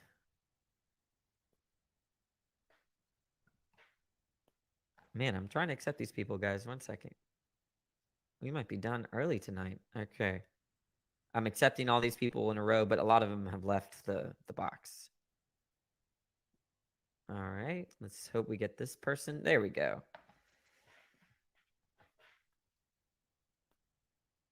Joshua's connecting right now. Hey, Joshua, can you hear me? Hello. Hey, what do we disagree about? Well, listen to the other person there before when they're speaking about God does not exist, right? I can barely hear you. Let me. Oh, right. Can you say that again? Now? Yeah, you're great now. Right. Before I was listening to the person who was speaking about before when you were speaking about like God does not exist, right? Okay. So, do you believe that? So, when a person make a computer, right? Somebody has to build it and then collect the parts and all that, right? How do we know that? Hmm? How do we know that? That's somebody building the computer. Why do we think that computers have to be built by people? It could be built by a machine, but wouldn't be the machine built by man after? Right. I'm fine with that. It wasn't supposed to be that type of a trick question. The point is that I'll just give you my answer. The reason why I think computers, pens, pencils, cars are created by people is because I've seen or heard of what those people, what car manufacturers or whatever designers tend to design, right? I already know that the designer exists to know that what it's designed requires that designer, right? That's how I know that something requires a designer, is that I already have knowledge of the designer and the designed. Right. But think about it. If all like humans and all that kind of stuff, right? And all of existence, yeah. So where do you think it comes from? That's the question I have for you. What comes from? Like everything? Yes, every existence, concepts and all that. Where do you think it comes from? Yeah, I'm inclined. Let's just talk about the natural world. My view is I really don't know, but my intuitions lead me to believe that the natural world has always existed. So it didn't come from anywhere. It just always was, always is, and always will be. Right. Okay. Right. So, right. So it's another thing I was talking about. Like, see now all in like atoms, like humans are all made of atoms and all that, right? That we Let's know just say from sure. science and all that, right? Humans are made of atoms. I think it's more complicated than that, but sure. Right. what do you think it is? Like seeing all that things that hold, well, other than the bond and all that thing that hold it together, right? The atoms together. But why does atoms itself have a consciousness, right? Even though, like, by our normal standard, it's not supposed to be conscious and give information and thing, like stuff like that. You understand? Well, there are a lot of people. Look, there are a lot of replies here, but for the first reply is that a physicalist is going to say, look, hydrogen, oxygen Mm-hmm. by themselves don't produce unique qualities like liquidity. A substance that's liquid quenches your thirst and is clear, right?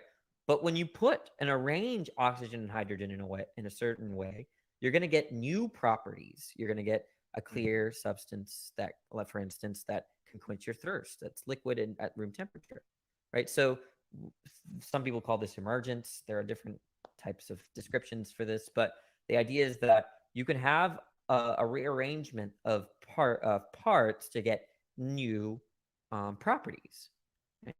But that's one view, and I'm fine with using that view for sake of argument. Okay, okay. But like I go back to the computer here. So when rearranging, like building a computer and stuff, right? Don't we have like a specific way that we set it to a specific way, how it built now? About a specific plan for it to be built in a specific way, right? So for Okay. when you say all things yes, well, exist, and naturally from whatever time it existed, right? How it started. Um, you say it always existed, right? That's what it is. So you believe it always Your volume is existed still a little low. perfectly. All right. So you said, so you're saying That's that much it better, always yeah. existed perfectly uniform, that it having specific rules and specific laws without something having something or some things, because you can say that, um, that having specific, that having been outside of the concepts of the universe and all that, could give it a defined form. Like how I'm not into the computer, I'm not in the computer. Like say if I build in the computer, I am not in the computer, right? But I'm building the computer from outside, essentially. Okay. So God, well, God or not God, I'm gonna say God. Whatever specific existence or existences that are above there, outside of our reality or specific concepts and thing, built the like constructed everything else inside. So essentially, even if you go searching about, unless you have some kind of encounter, you're unlikely to find like the existence of God here if you go searching naturally, right? Unless you have some kind of spiritual Okay. encounter. I'm trying to You understand your understand? argument. Maybe not. But look, are you trying to make an analogy? Look, for computers, there's like a designer for computers. Therefore, if we see the natural world, there's a designer for the natural world. Is that what you're trying to say? Essentially, yes, because everything is uniform. It have a specific set of rules and laws. So you're trying to say, well, if you're saying God I don't doesn't know what you exist, mean by then uniform. I I don't know what you might mean by uniform, other than that they're laws of nature. But laws of nature could always exist. So they don't require a creator. But and I already said that with the computer example, that the reason why we think that computers must have a designer is because we have background experiences with designers creating computers. I have no background experiences with gods creating universes. So it's not as reasonable to think that if we see the universe, the natural world, that it has a designer. okay, okay. Okay. Well, I appreciate your request. I'm going to go on to the next person. Thanks, Joshua.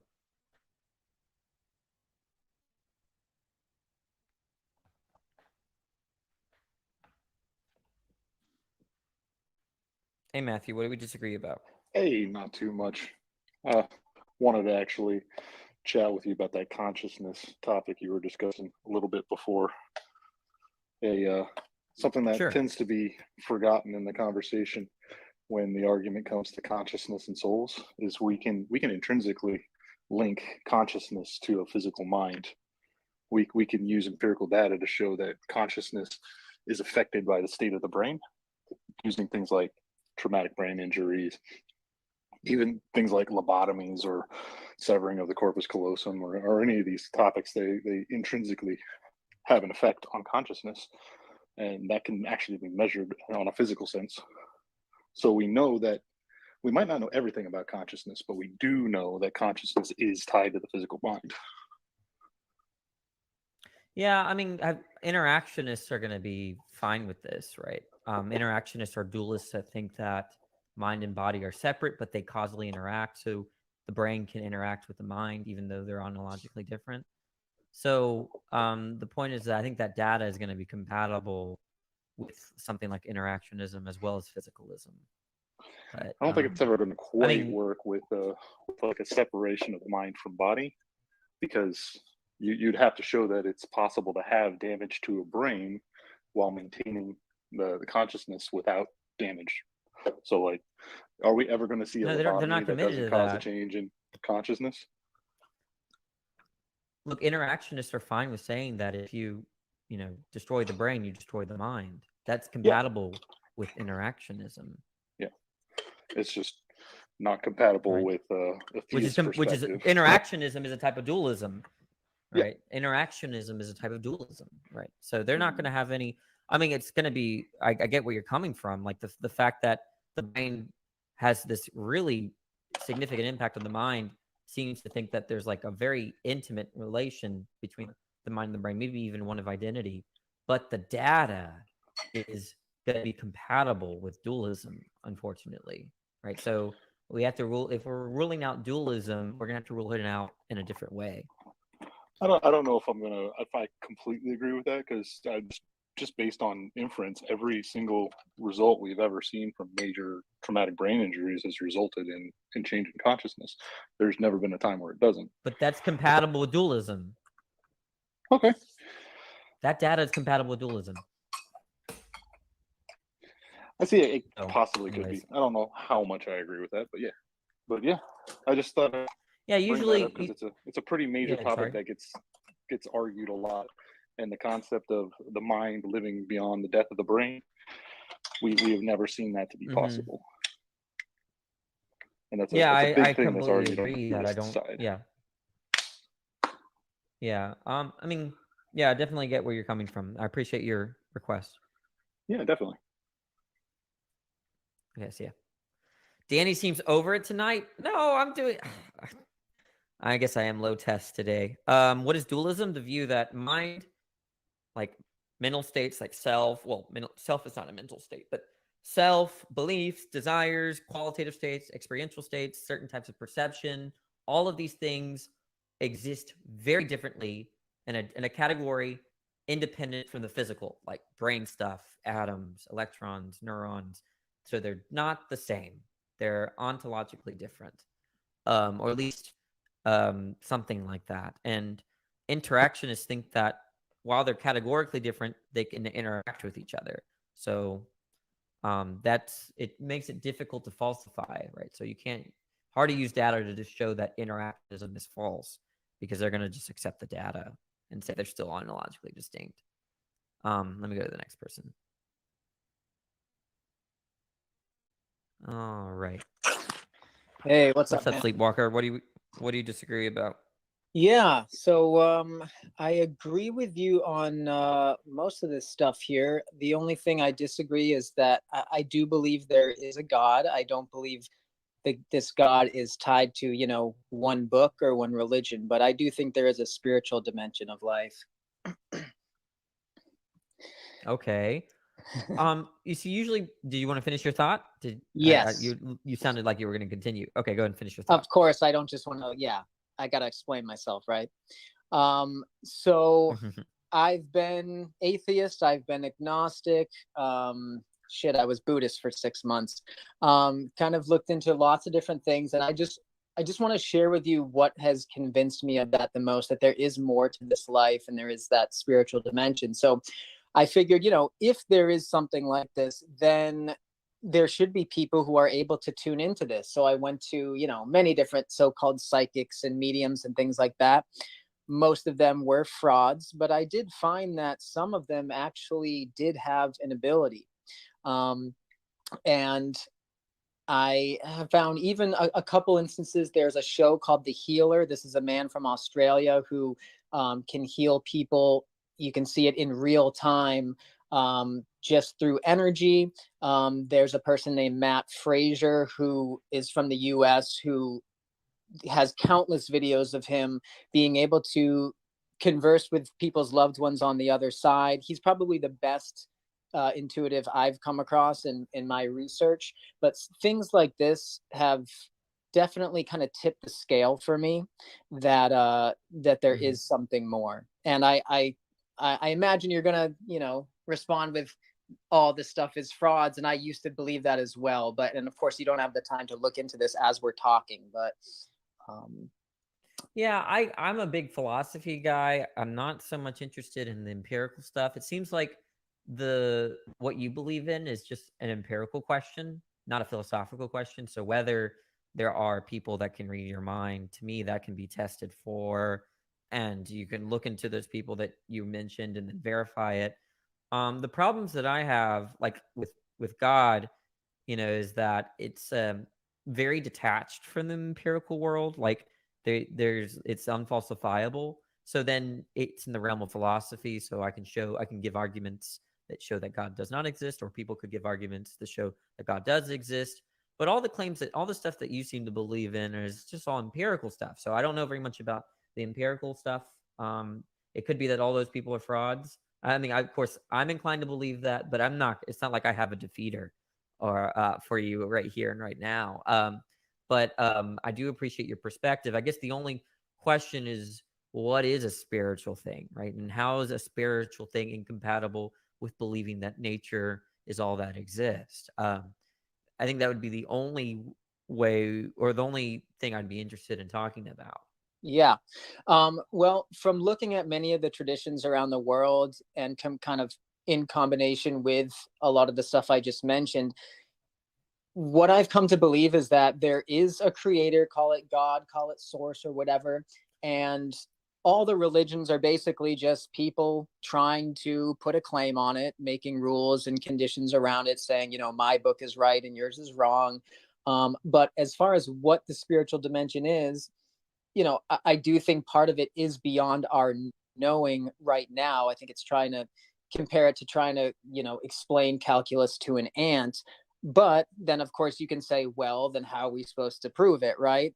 So not even prove it, just understand what we're saying when we're saying stuff like God exists. Yeah. Like, what is it do you think God is a mind?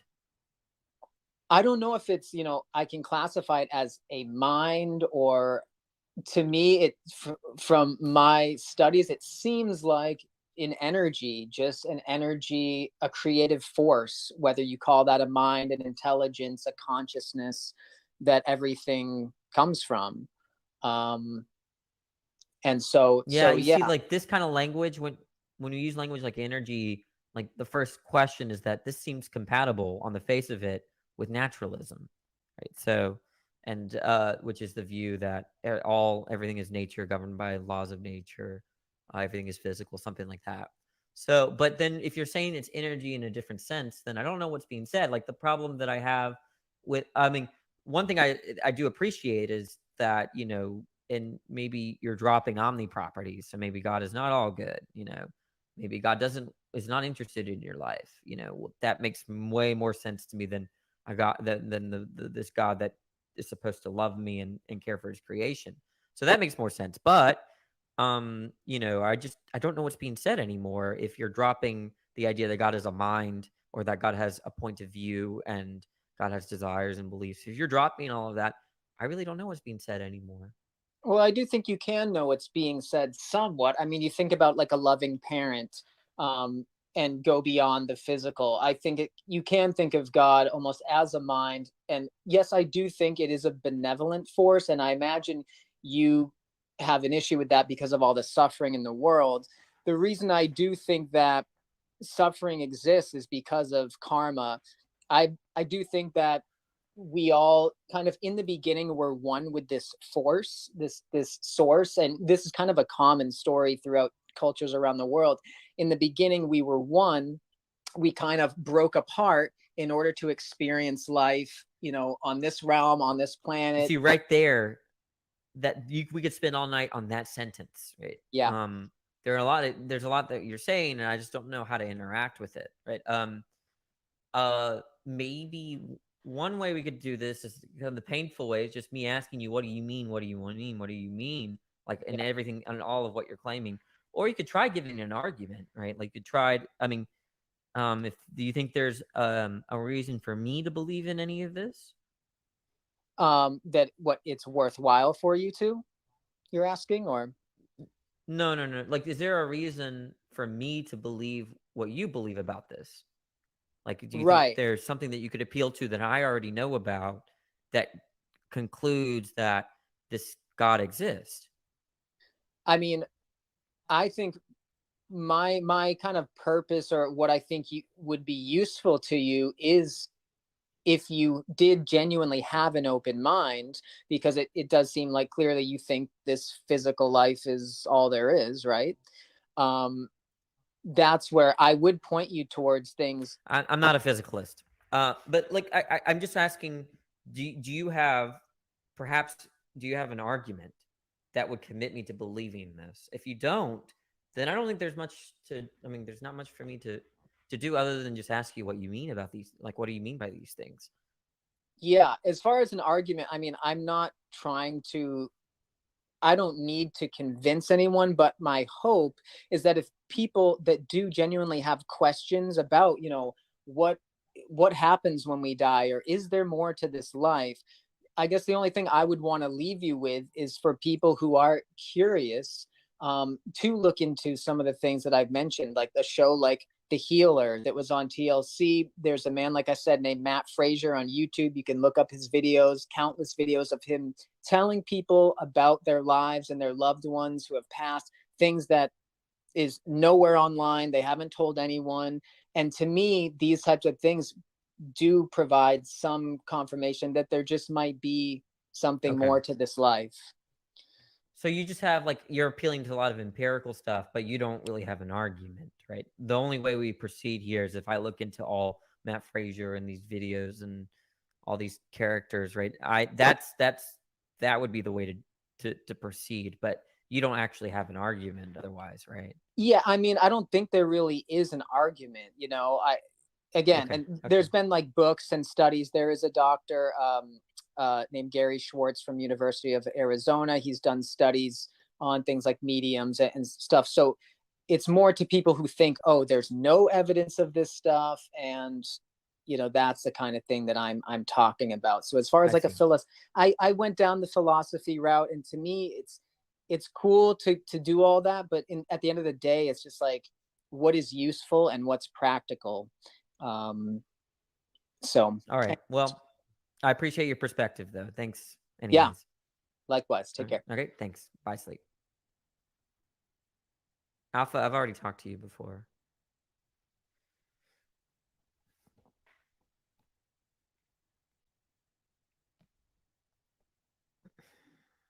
What's up, Mativa? What do we disagree about? I disagree about it not almost. I disagree with everything you're saying.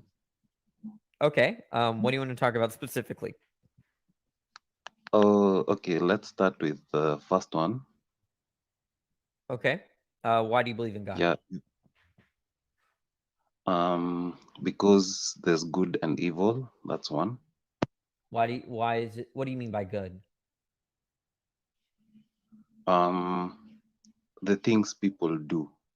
Okay, when you kill someone, how do you say that to be? No, but look, I have notions of good and evil, and they don't imply God, which means that your notion of evil, good and evil, is far more interesting because you're saying it implies God. So when you say something like stealing is evil or giving to charity is good, what do you mean by good? You see, first of all, let's start with words. In order for me to tell you something that is considered to be defined, you have to, let's say you went to school, right? Look, just can you define the word good for me to see if it implies that God exists? Good. Yeah, you're It's an saying that because act. there's good, you're saying because there's good, that therefore God. So that means I have to know what you mean by good to know if that's true. So to go ahead and tell me what good is Yeah. defined as. Let me just get a dictionary. That will do well, right? The dictionary is the definition of good in the dictionary Yeah. doesn't have God in it. Okay, what does it say? Well, I can look it up for you right here if you want. Let's see. Good Please definition. do. All right. It says desired or approved of. Or number 2, having the qualities required for a particular role. Nothing there that implies God. Yeah, I understand. Nothing there implies God, but the act itself. Okay, Not okay. understanding. Let's talk about. Do you believe in their moral values, or do you believe in values? Let me not imply.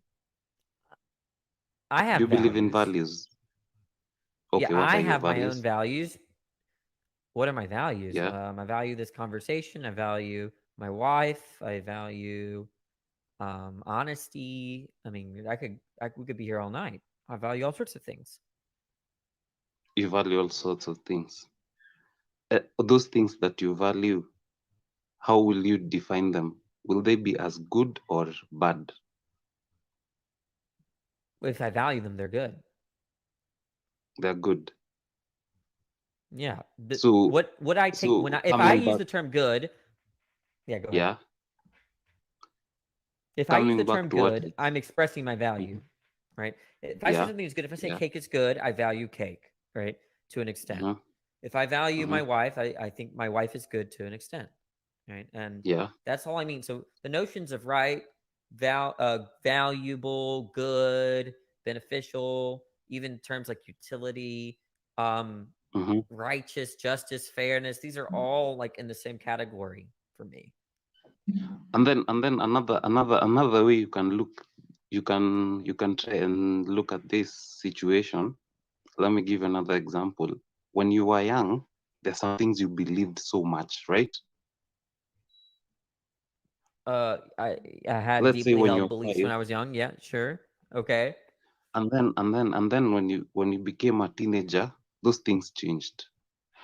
Sure. Right? There's some things I'm sure that you used to believe when you were a kid, you don't believe right now. Okay. Yeah. So this is what I normally think about humans. For us, as we grow older, there are some things that normally make us to change, depending on the situation, depending on how you are raised, depending on. There's a lot of factors that depend. But okay, so what does this have to do with God? All I'm simply saying is, at the end of the day, whatever you're believing now might not be the same thing that you'll believe tomorrow. Totally fine with that. Now, therefore, because God. Sorry, yeah. Because I'm just wondering why you believe in God, and it can't be because of goodness, because goodness is conceptually different than God. Because one, I come from a third world country. Let's start there.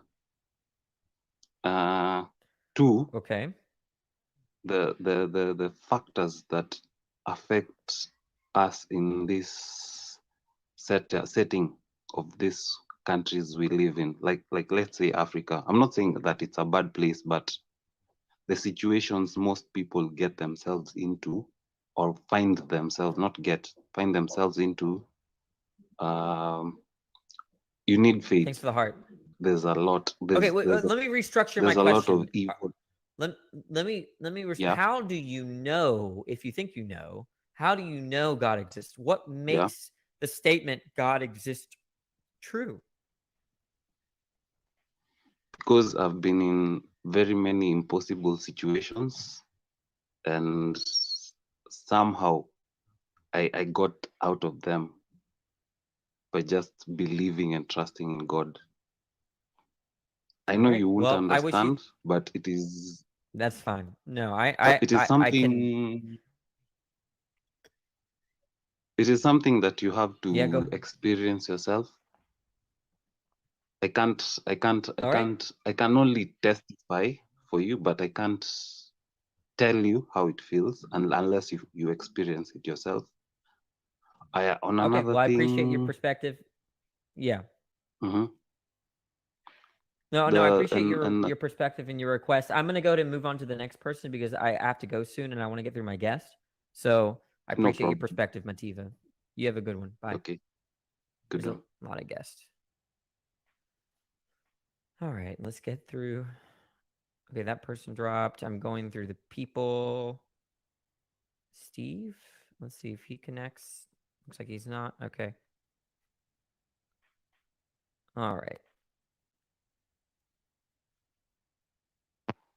Hello, good What's up, day. Coco? What do we disagree about? Hey, what do we disagree about? Well, I think I believe that there is someone who created everything. Why do you believe that? Someone who is very, very powerful. And why? Because mathematically and scientifically, it is more logical to think that there is a creator. Why? Because before everything else, Why? before the universe, Why? even the possibility of universe, because the impossible thing that something was created from nothing. Before Look, everything else, before everything else, atheists are not there was none. committed to that. Yeah, no. Atheists don't have to believe that. We can think that the natural world has always existed. Let's just talk about mathematics. Let's just talk about mathematics. What's the Everything mathematical started from probability? zero. What's the mathematical What probability? is the mathematical probability that you will get one from zero? I'm not committed to that. I already told you, atheists are not committed to that. I'm asking, is it mathematically correct to say that you can get one from zero? And is it scientifically and mathematically think that from the start of everything there's already So what is the mathematically? I already told you. Look, I already told you that atheists are not committed to thinking that something came from nothing. We don't have to believe that. No, if you're an I'm atheist out there, asking you do not have to believe that. mathematically. No. Let's not talk about your atheism. Let's talk about science and mathematics. I am No, saying I'm only interested in talking. scientifically and mathematically. Excuse me, Coco. Yes, look, I'm asking I'm only. you now. I'm here. I'm asking you now to only Let's talk about the math. topics. Excuse me, Yes. sir. Excuse me. I'm only interested in talking about the topics above, right? So if we're talking about science and math, it has to pertain to whether the God exists or not. I'm not interested in doing math with you. I'm interested in talking about the topics up here. I am saying that math and science is on the side of believing that there is a creator. Okay, what's the argument for that? So science is math is my proof because it is mathematically and scientifically impossible that everything started from nothing and then poof, there is. That is not implied. That is, this is the third time I've said it. If God does not exist, it doesn't imply that therefore something came from nothing. That's your mistake, right? That's a mistake. It's your mistake to think started from nothing. So what is that? I'm telling you, atheists don't have to believe that the natural world had a start. No one. Let's believe math. Let's believe math. Let's believe math. You're done. It's too stupid to understand.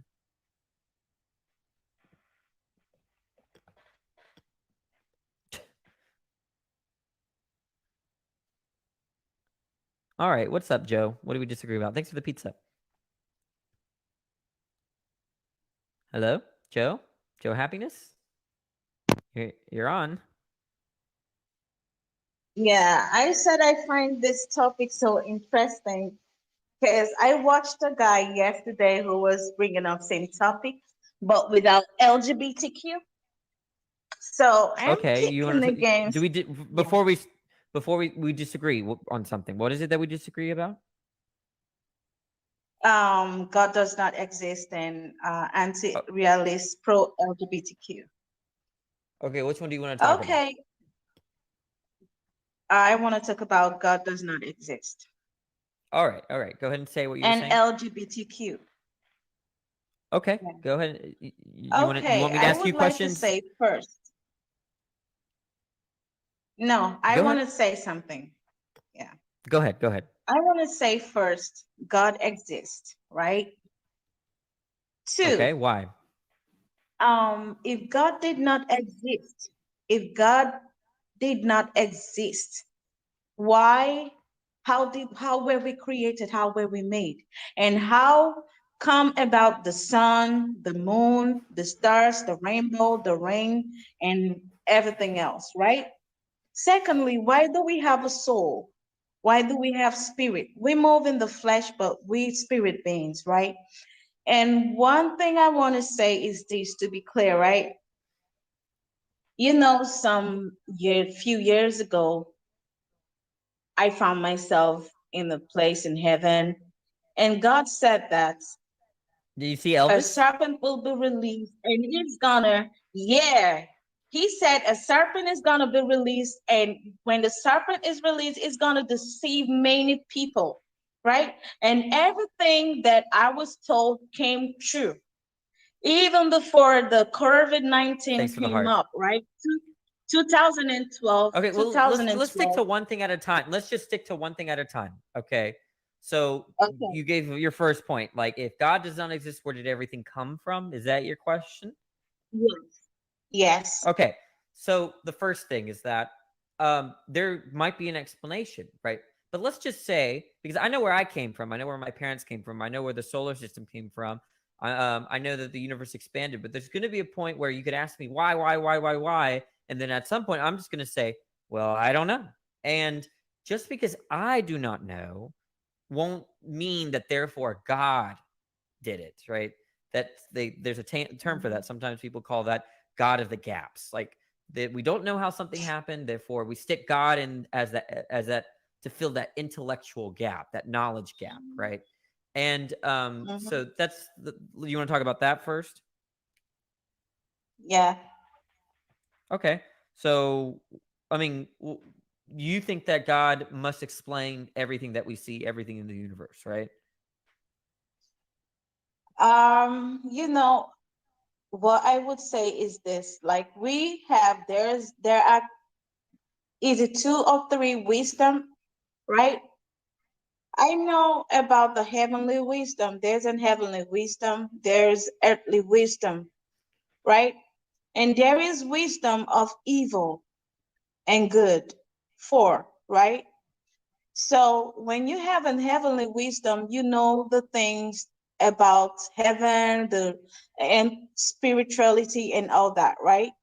When you talk about the evil wisdom, these people are people who are masterminding doing evil. And secondly, these people also, um, they don't like anything good. Like when they see people who does the right thing, they don't like them, right?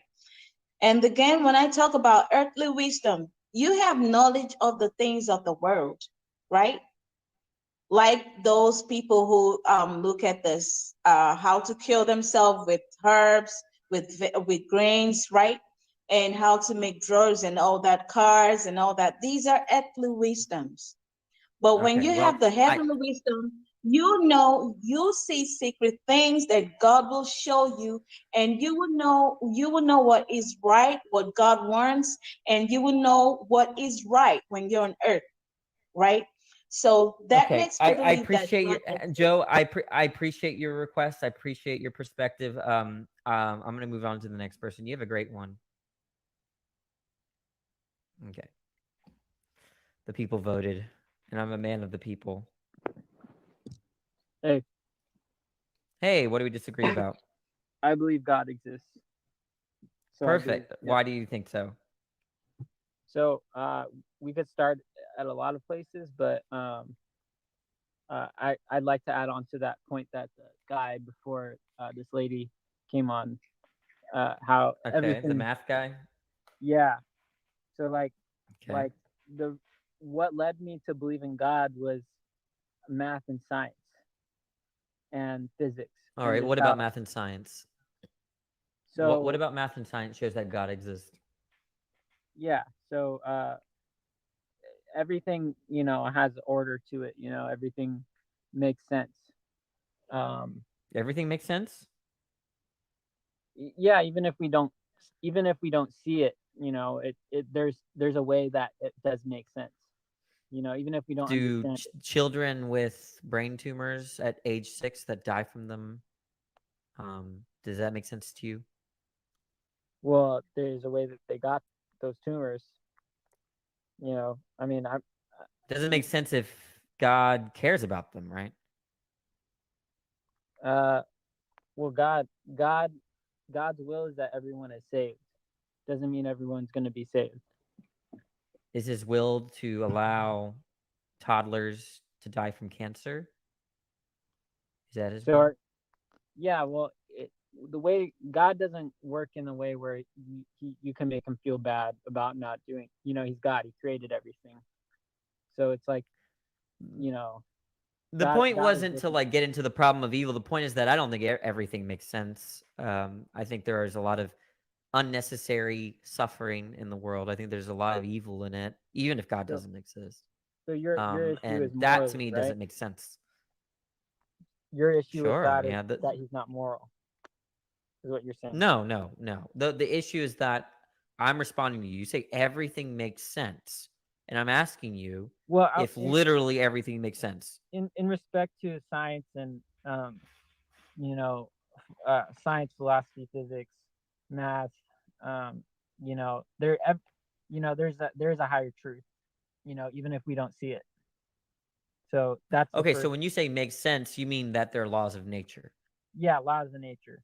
Okay, like, so they're as laws far of as nature. that- Okay, I misunderstood. You got to be clear on what you mean by makes sense, right? Okay, so they're laws of nature. Let's move on. Okay, where does that get us to? Therefore, Right. So so that's what led me to God.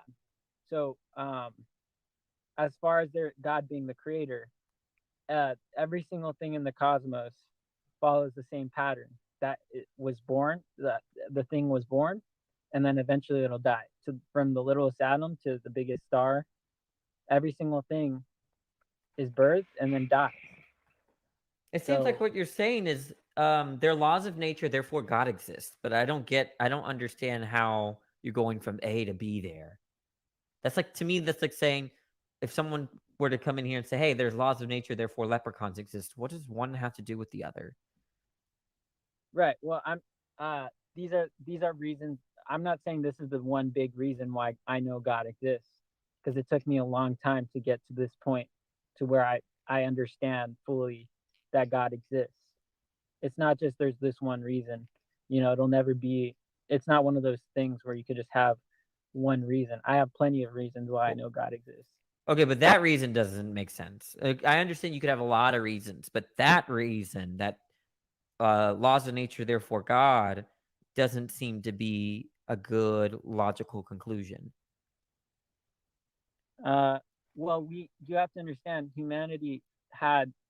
we have gotten to this point where we already understand the laws of nature because of the people before us. They discovered them. Yeah, I don't want to dispute that. But look, in the same way, if I said here, hey, what's your name? Belias, well, there are laws of nature, therefore God does not exist. Is that a good argument? No, it's not a good argument. Yeah, it's not a good right? argument. The same way, the other way, right? They're laws of nature, therefore God does exist. Both arguments they're both non sequiturs. That's a fancy way of saying the conclusion doesn't follow from that premise. Right? Yeah. But give me your best reason for why I should accept that God exists. Okay. Well, you probably have friends or family members, right? I'm just gonna yeah, yeah. Yeah, I probably do. The way that you think of your friends and family, right? You love them, you hold them high up in your life, if anything happened to them, that would just be the worst thing, and you love them so much to the bottom of your heart, that's okay. In a sense, that's how Christians believe in God. We believe that God is like a family member. like the creator of the universe, you know, is that close. You have to us. siblings? Yeah, How many? 5. 5. Okay. Did you have good parents? What was that? Did you have good parents? Sorry to pry. You don't have to answer these questions. Did you have good parents? I mean, Decent. my parents had their issues, but they did Overall their best. okay? Yeah. Okay, they did their best. Okay. Let's just pretend that they're well off. Okay, I don't know if they were or not. You don't have to tell me. Okay, great. So let's just say that you had decent, okay parents, and they were well off. And let me use my life instead of yours. I don't know what I don't want to get into too. I'm an open book. So yeah. Okay. The point is that I had very good parents. Let's say I tell you I had great parents, and my parents are well off. Okay, and very educated. So if you saw a reel of my childhood and you saw that I was living with my parents, but I was malnourished, okay, and I had scratches and bruises all over my body from being beaten, and I didn't go to school often. They would often prevent me from going to school in order to report all of the abuse. Do you think that what I said was still true, that I had good parents that were well off and educated, or would you think that I was not saying something true? Well, okay, I see what you're saying, but I don't see that can't really I don't see how that would pertain to God. Like, the point is that does me having good, well-off, educated parents generate for you expectations about how they raise children? Yes or no? Yes. Okay. So if there's a being who's even more powerful than my parents, more well-off than my parents, more educated than my parents, all-knowing, all-powerful, let's say, does that generate expectations about how his creation is? Well, if the thing is that the Yes creator or no? is not. You Okay. can answer yes or no and then qualify. I'll let you qualify. Does that generate expectations? It generates expectations in the parent case.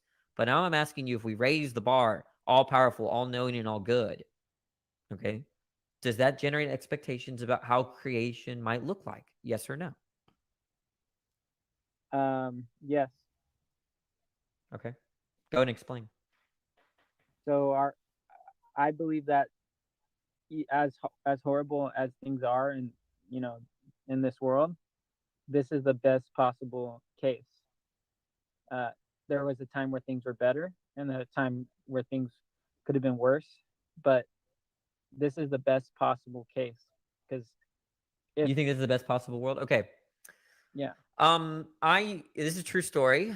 I worked in the emergency room for 5 years, and there was a case where a set of grandparents brought a baby, maybe like 3 or 4 months, and the stepfather, I believe, abused the baby around the bottom, right? And it was something that I cannot forget, something that I thought it was unnecessary and evil, and thought it would be much better if it did not happen.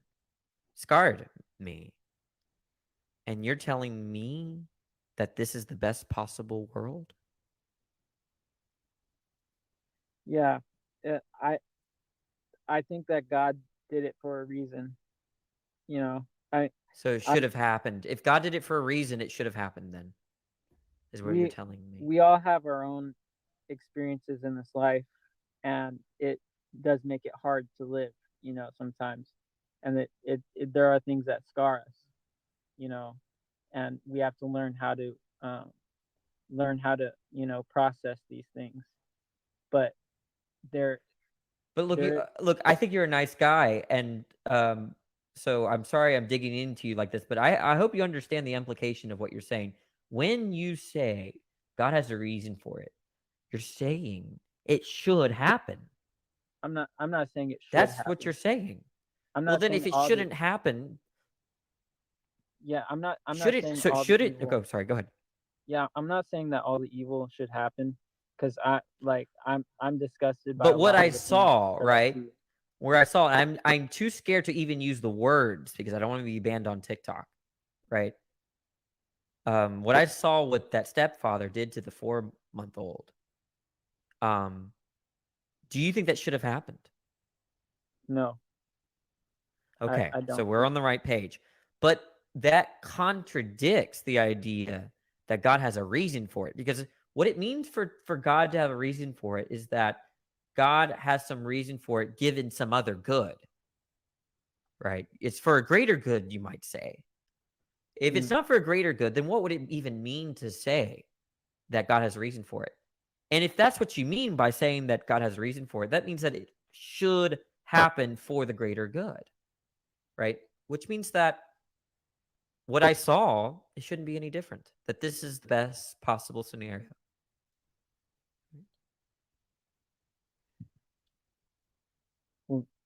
God, You don't think God, God can do better? Seems like you're underestimating an all-powerful, all-good, all-knowing God, right? I mean, let's take it away from my personal experience, but think of the Holocaust, right? 8 or 9 million people dead. Okay, you don't think God could save one more person? Oscar Schindler, who saved hundreds of Jews, right? During the Nazi occupation or regime or whatever, saved hundreds, right? Is Oscar Schindler really that much more powerful than God? And could God not just save one more person? well, I mean, it just seems like your God is not very powerful. I'll ask you this then. Would it Yeah. have been better if God didn't create everything? If God didn't create anything? That's not. Well, I think there's arguments to show that, right? The idea is that God is the ultimate good. There's nothing better than God. And so he doesn't need us. He doesn't need creation, right? God establishes perfection in his sole existence. So then, yeah, there's a question about why would God choose to create something that is infected, right? That tarnishes the overall sum of goodness, right? It seems like God has a reason to just leave things the way they are, perfect goodness and in solitude, right? So I think that if you're comparing a world with God versus a world with God plus creation and evil, the sum of good is greater with just God. So God has a reason to not create if creation means that there will be evil.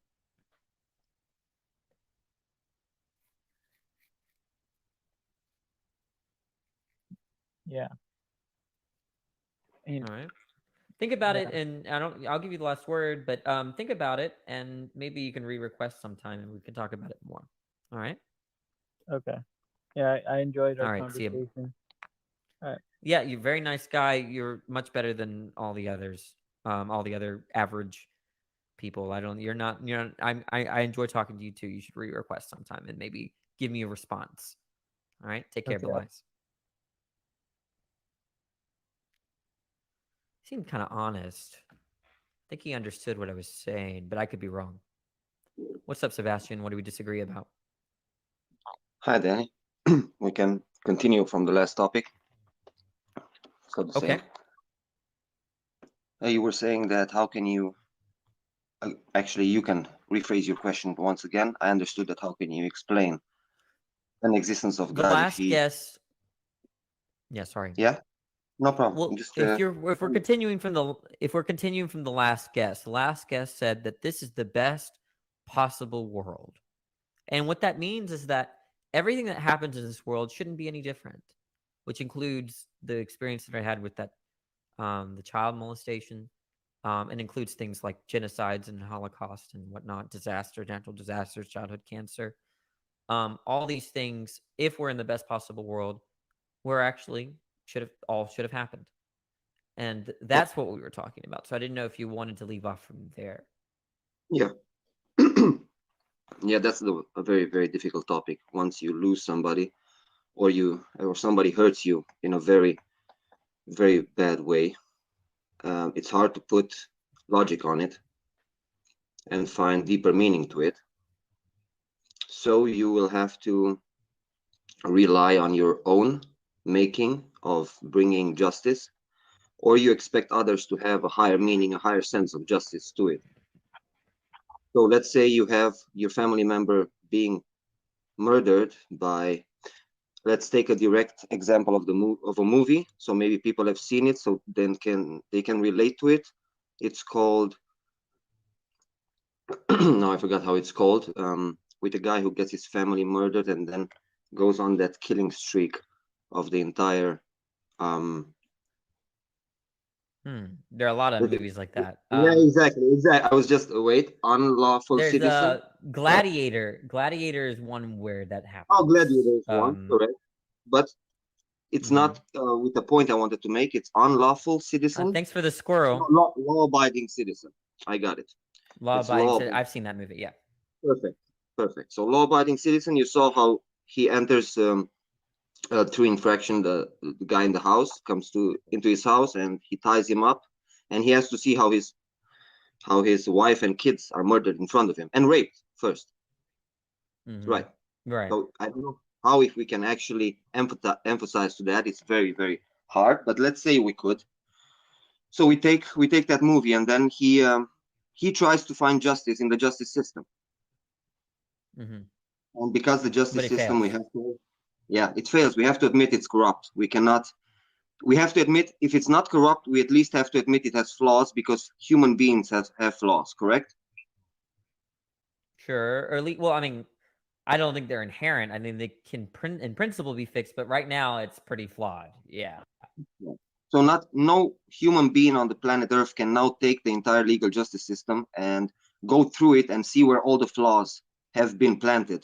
Let's not planted, but by mistake appear, and also some of them planted by the ingenuity of some people who want to make their clients escape, because that's what makes them a good lawyer or a good advocate. You have to make a client that is actually guilty. You have to get him free, so you're a good lawyer.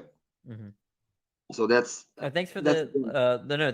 Someone sent you a lock and key. Well, well, I'm jealous. Anyways, so where is this going? Where is this going? Okay. So you left off there, and then you said, how can we actually take this little proof and tie it to God? So if we cannot get justice on this world, we have to get justice somehow in this life, in another one, or in another dimension, or from another point of existence, somehow from the spirit or from the mind, or somewhere it has to come from. So then somebody is born in another life. He will be born by being blind, or by being handicapped, or by being raped himself, or by being raped and killed himself.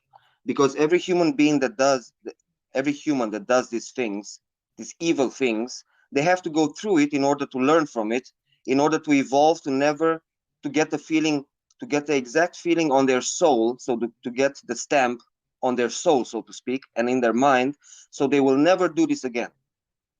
Because that's the way they can actually learn what the meaning of it is, to go through the emotions, to go through the pain, and after that, at the end, come out on the other side. And now I can also tell you that there's, like in medicine, there is a cure for it. We can actually go and break the chain of repeating this evil thing in eternity. Because you would say, okay, somebody's going to kill my mother. I'm never going to forgive him. I'm going to do the same to, I want him to be done the same to him. And that, because you go through that pain again in another life, it's a perpetual motion of somebody killing or hurting or doing that in infinity.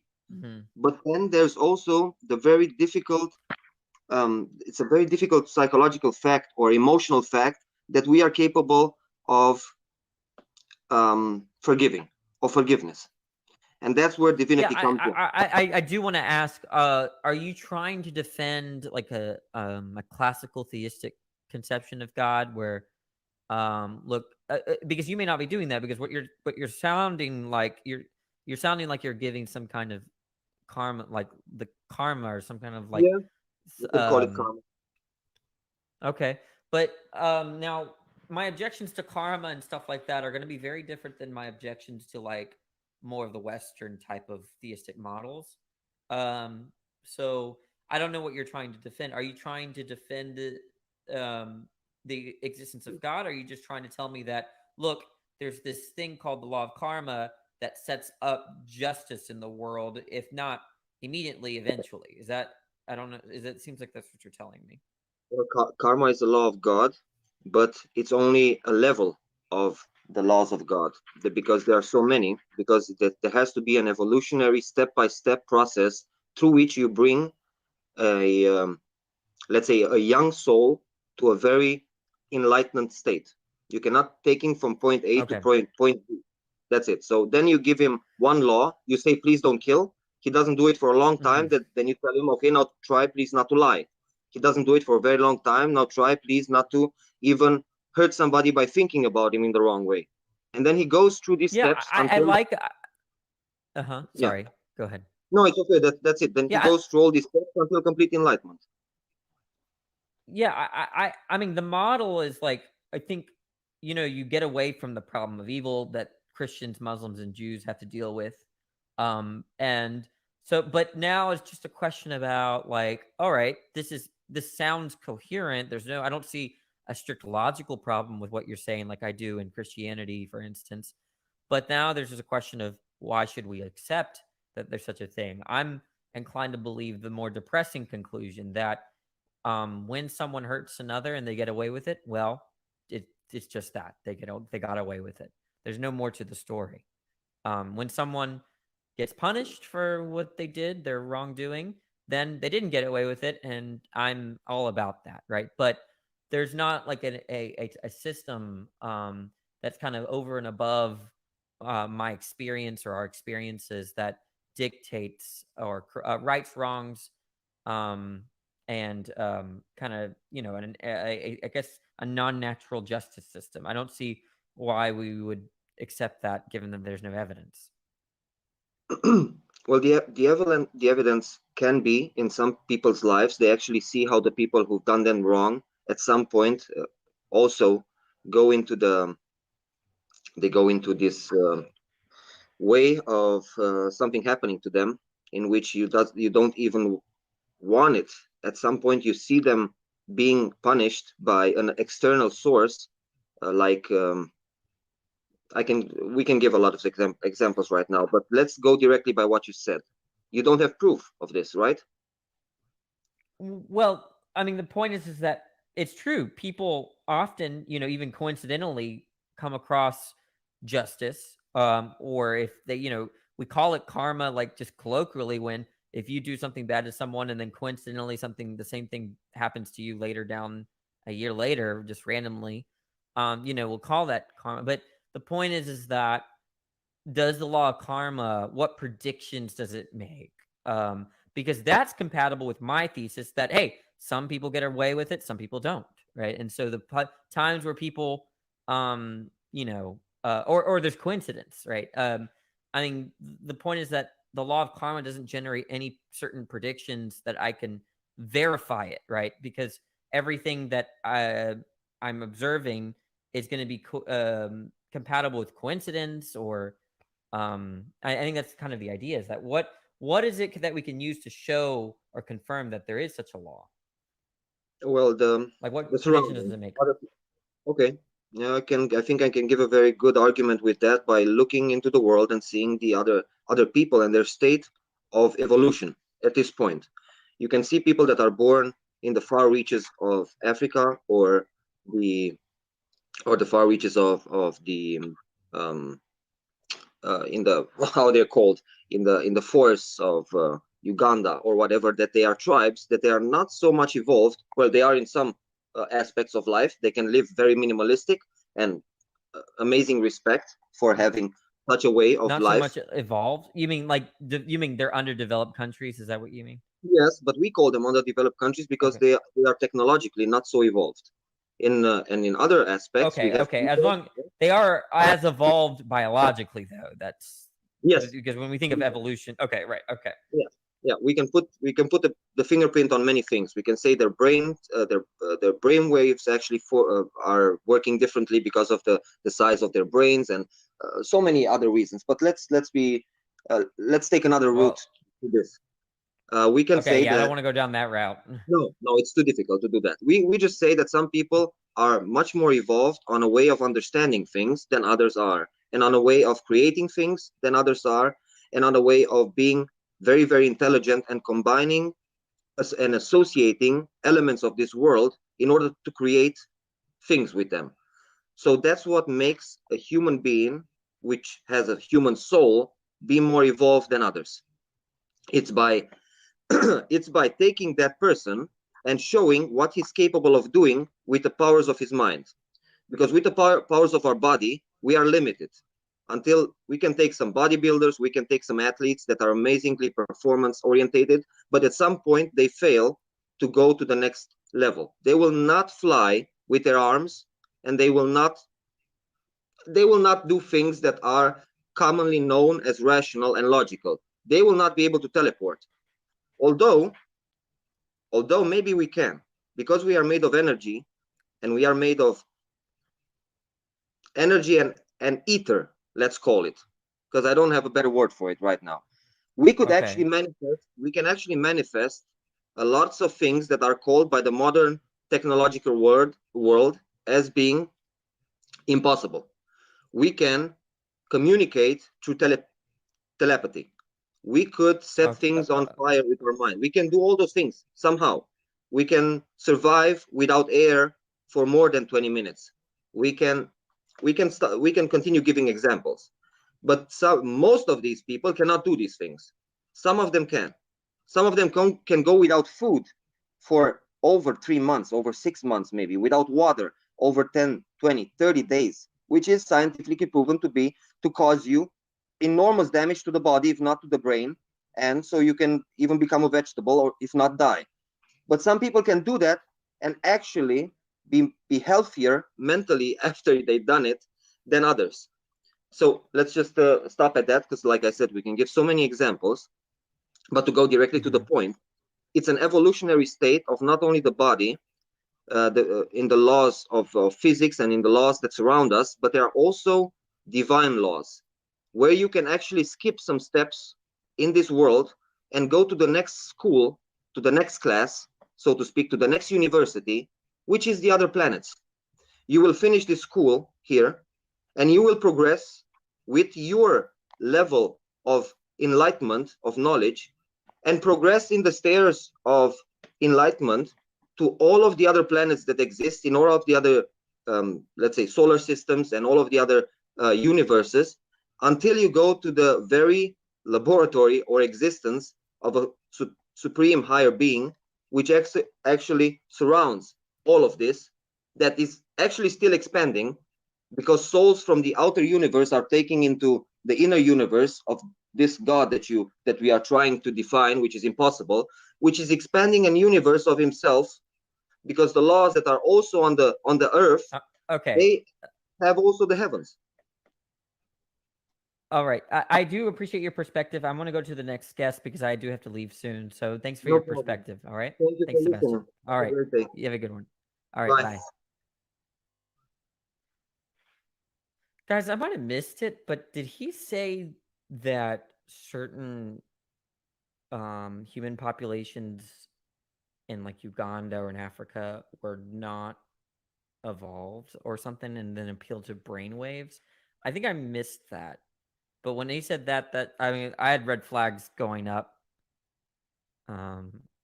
He might be a race realist or something. I don't know, too. Anyways, I heard right. Yeah, there was something off. Okay, what's up, Nesta? Hey, what's up, brother? How you doing tonight? I'm doing great. What do we disagree about? Interesting.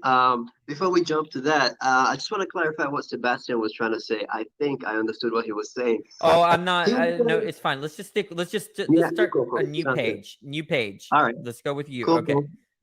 Let's do that. So, all right. God does not exist. I think I'm reading this right. This is a statement that's very straightforward in a very complex manner, if I will. why do you think for sure God doesn't exist? Because Well, it you seems can know like things for and not. sure. Well, I can be very confident, but confidence doesn't imply knowledge. You can be very confident and not know, and you can be not very confident and know.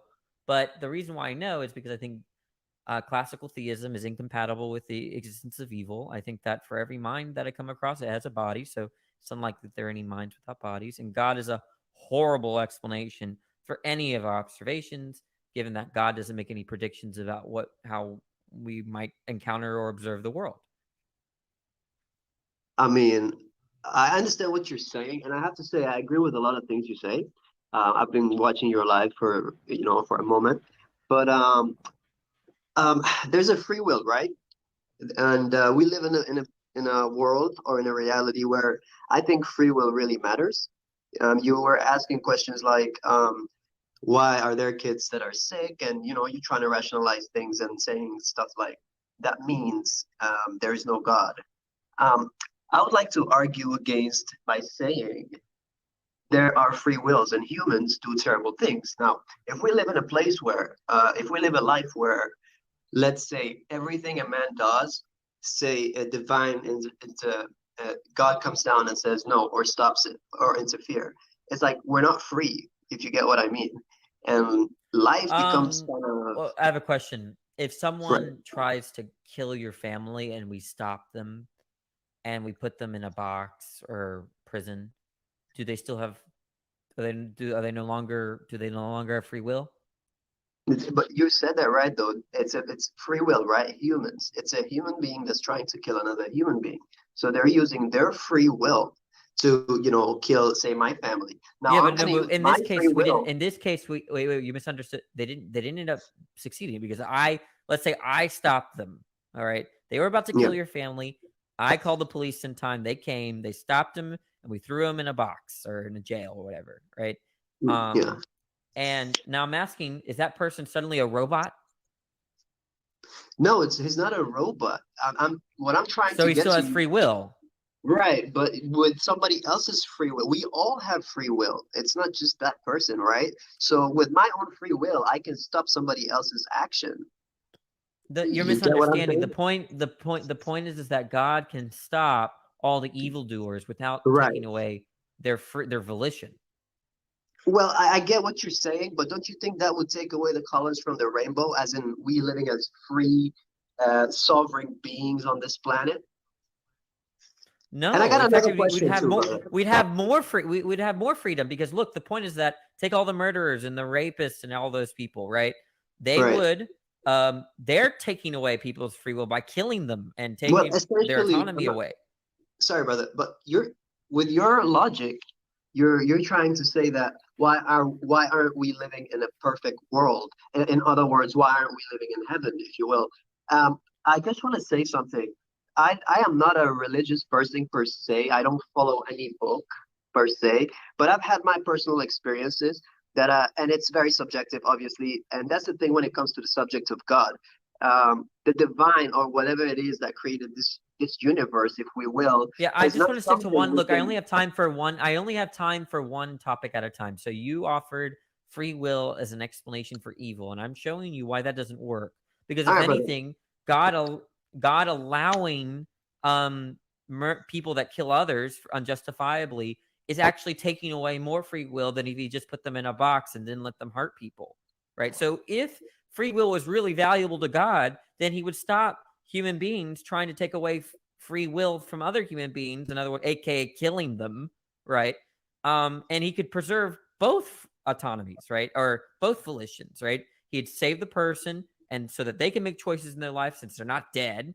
And then you put the other person in a way where they couldn't harm anyone and they would still have their volition, right? So I just don't see it as a good response to the problem of evil.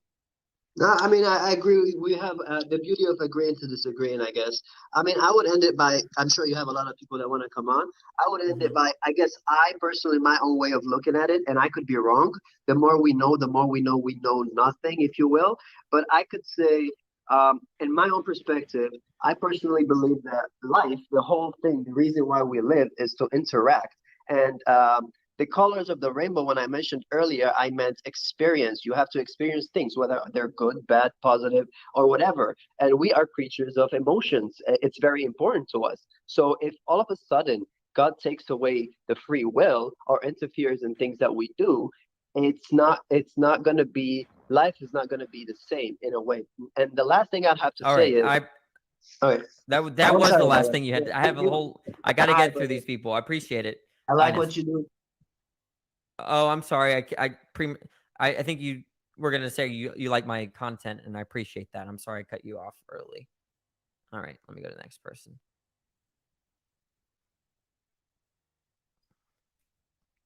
Oh, they didn't connect. Next person.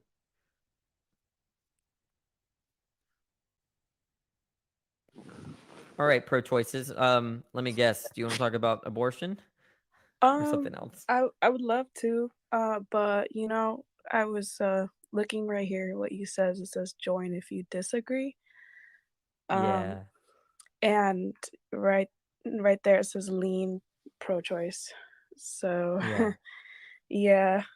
I was going to talk to you about God does not exist, but we can talk about Cool. pro-choice. We can talk about that. It's You're up the to host. you. You're the guest, right? What do you want to talk about? Why do you say lean pro-choice? Because there's going to be a point where I no longer make a decision. I kind of understand both sides. On one hand, pregnancy sucks. Pregnancy kills women. And there's going to be, on the other hand, there's going to be a point where a fetus develops to where they look like they're in pain. They could have pain. They kind of are indistinguishable from an infant. They might, I don't know. The point is that I don't care about zygotes. I don't care about embryos. I do not care about early fetal development. That's when most women choose to get abortions anyway. It seems like women are making really good choices about when to abort. They're not aborting at 8 months, right? Unless it's a medical emergency. So I don't really have a problem with the pro-choice movement in terms of what they want to accomplish in healthcare and whatnot. I'm just saying that there's going to be a point where, like, I don't really know what to think. I kind of understand both sides, but those are in cases where women are already not even aborting. So that's my position. Yeah, I understand. Yeah, there's a lot of reasons why a woman would choose to follow through with an abortion. I definitely do try to understand where people are coming from when they say they are pro-life. So hello. I want to say Hey, pro-life hello. because, like, I tell everyone, being pro-choice or having that choice, it's also, I would consider it healthcare.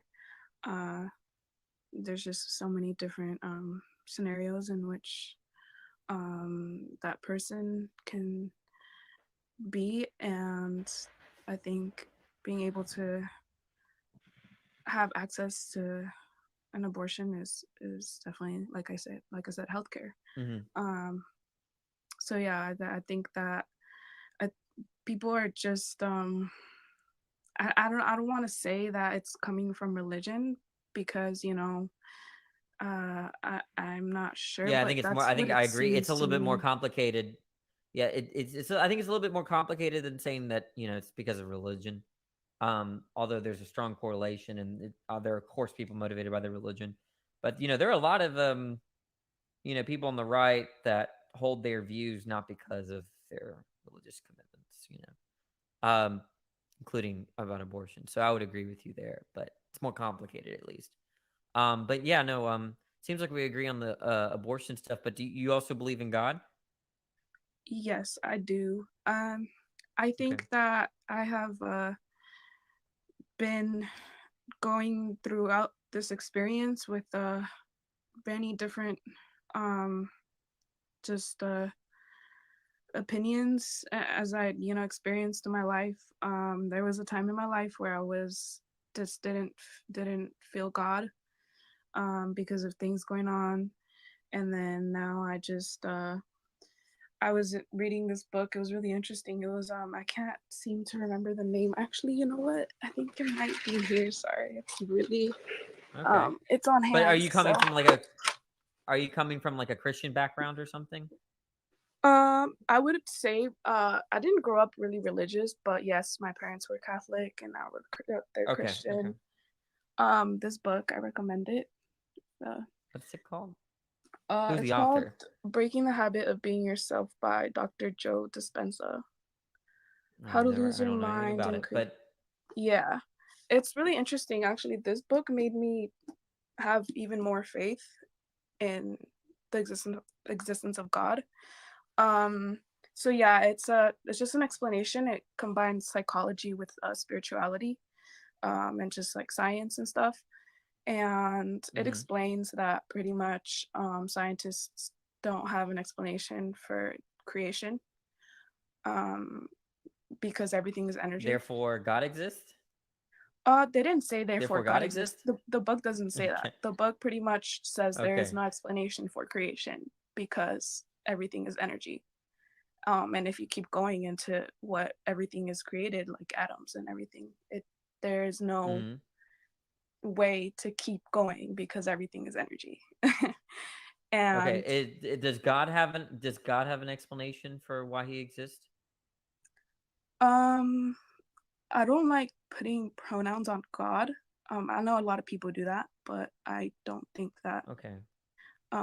Sorry, it's just even myself in my head, I still say he, him. I understand. Towards God sometimes. Yeah, it's just cultural. It's not anything. But yeah, So, does God have an explanation for its existence or their existence? Yes. In my experience, when I am able to talk to God through meditation, I get answers from God sometimes, and yes, the existence of creation was for experiencing everything around us, ourselves, so that's pretty much it. It was just for the experience.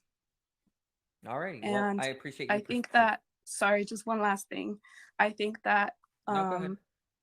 yes, God does exist, but no, it's not something you can see. It's not, you cannot see God, but you see it all around you, and it's only whether you have faith or not. It's whether you believe in God's existence. That's it. It's just about having faith. And if you can go check out my profile, if you can go check out my profile. Okay, I'll follow you. I'll follow you. Yeah, that'd be great. I'll follow you. I think it should let me do this. Yeah, I got you. Okay. Alrighty. Well, thanks for your perspective again. You have a great one. You too. Bye-bye. Okay, bye-bye.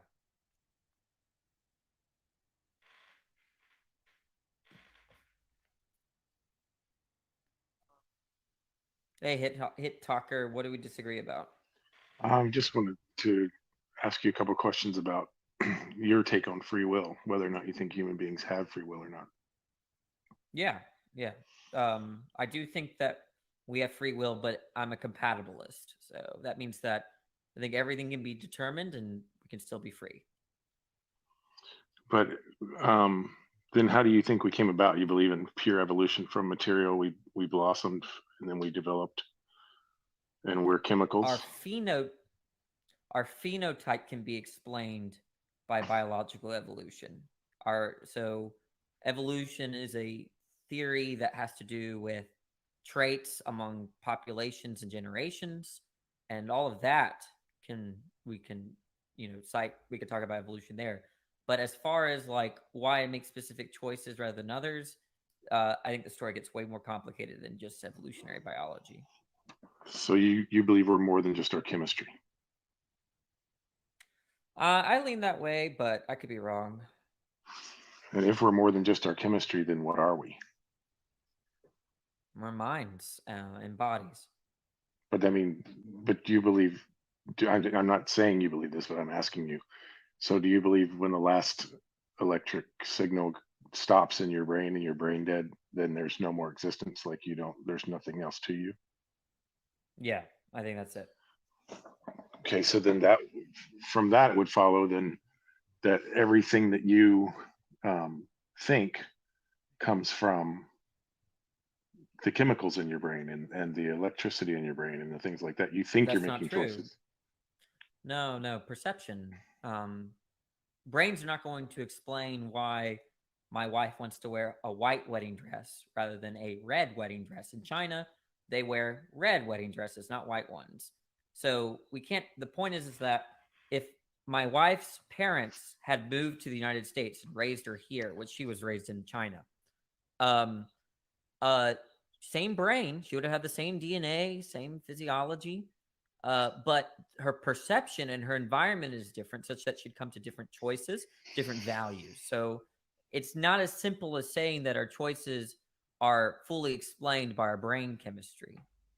Well, it would be based on her culture, based on her upbringing. But my point is that you're familiar with the atheists that have come to the conclusion themselves that if you're a pure materialist, then there's no possible chance that we have free will. You think you're making choices, but it's really just a lot of atheists are split on that, right? There are a lot of atheists that think that we have free will, and that be true, and there are a lot of atheists that don't. Atheism doesn't speak on free will, doesn't speak on the nature of mind. It's just the rejection or the disbelief in God. Right. I'm just saying there are atheists that are split on that, but I would want to know that if we do have free will, like let's take the transgender idea that someone feels they're born in the wrong body. We can't know what that is, but we have to agree that it's either psychology and something going on in the brain, or it's something more than that this person is a soul and they feel they're born into the wrong body. That's not a true dichotomy. So what else could it be besides those two things? What else? Well, I mean, just to be clear, you're saying A or B when it's not in the form of A and not A. So I think that this is what goes on. Society has a certain category of genders, right? Like a man and woman. We kind of construct that. It may be based in biology, it may not be, it doesn't have to be. And the point is that we foist that on people that are born, and then those people are raised and they give those categories the middle finger, and they either change them up or they choose not to identify. That's all it is to me. There's nothing more significant than that. There's gender identity, but there's and it gets really complicated, the conversation, because they'll say that it's just a gender thing, it has nothing to do with sex. But I'm talking about people that say, I feel that I'm born in a girl's body, but I feel that I'm a boy.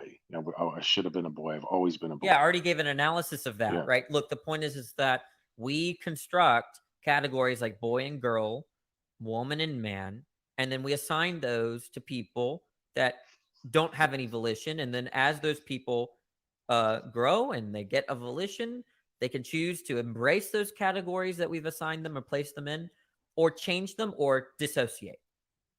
That's all it is to me. There's nothing. So people say, I don't feel like a boy or I don't feel like a girl. We have to be charitable to what they're saying. And then essentially they're just saying that this is the assigned gender I had. I no longer identify with it. I'm going to change categories, or I'm going to distance myself from all the categories. That's all it is.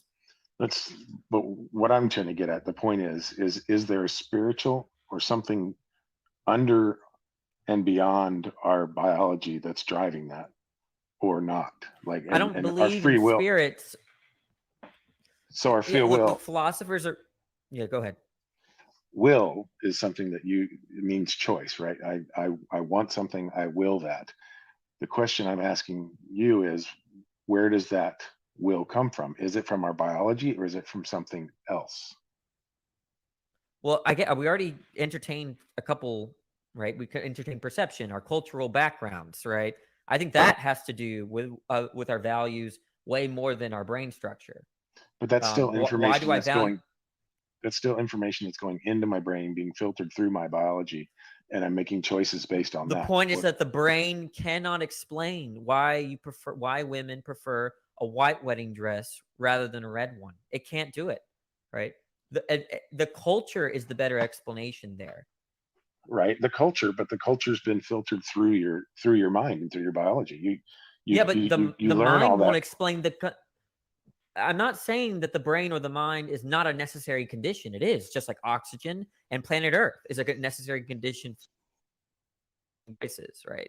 The point is that if the question is, why do women prefer white wedding dresses rather than red ones, they I'm cannot not asking you appeal why to they just prefer brain, that. right? I'm asking There you has what to be a So I'm not being clear. I'm not being clear. I'm not asking you why they prefer red over white. I'm asking you what is making that choice. Is their brain making that choice, or is something deeper making that choice? Something beyond their brain. Well, I think all I can say is that they are making that choice. Now, what they means, whether it means brain or whether it means something that is not reducible to brain, is a big philosophical question. And I lean on the side that they, or the I, is irreducible. Now, I could be wrong about that. Great. But the point is that in the end, you make choices, and that's compatible with determinism. Again, my entire argument, if you will, is based on the fact that if we are biology and we are chemicals and whatever goes into there, whatever's making that choice, if it's not your brain, if it's not your biology, then we are something more, and that's what free will is. I mean, like something more. Look, something more. So if you're a dualist, right? Let's say you're a dualist. You think that mind and brain are distinct. They're not identical to each other. So a dualist will say, look, when you make a choice, your brain doesn't. All right, let's just work with that. Okay. Now, are they going to say that you're something spiritual? Unlikely, right? Not the philosophers are going to be less reluctant to use that terminology. That's more, spirit is more of a theological term than it is a philosophical term. So at least in analytic philosophy. But the point is that whatever side you're on, it doesn't really have any matter. implications on whether God exists. It has matters huge to what? implications, because if he gives us, if we have free will and our will is something beyond our mind, then that matters. That's important. I don't. I definitely reject that. I think free will has to be built into the mind, right? If you don't have no free will, there's no mind. On my view. Well, okay. Free will has to be built into the mind, but you understand, like in the same way that a robot doesn't have free will, right? A robot, but they don't even have will, right? I guess when I look, there's a little bit of I'm not being clear. Will is built into mind. So if you have no will, if you have no desire or belief, right, you're just not a mind anymore. Okay, you cease to exist. Now, whether the will is free or unfree, there's a debate about what that means, right? And I don't know if you want to have a debate, but I don't think it really matters to the question of whether God exists or any of the things up here that I have on.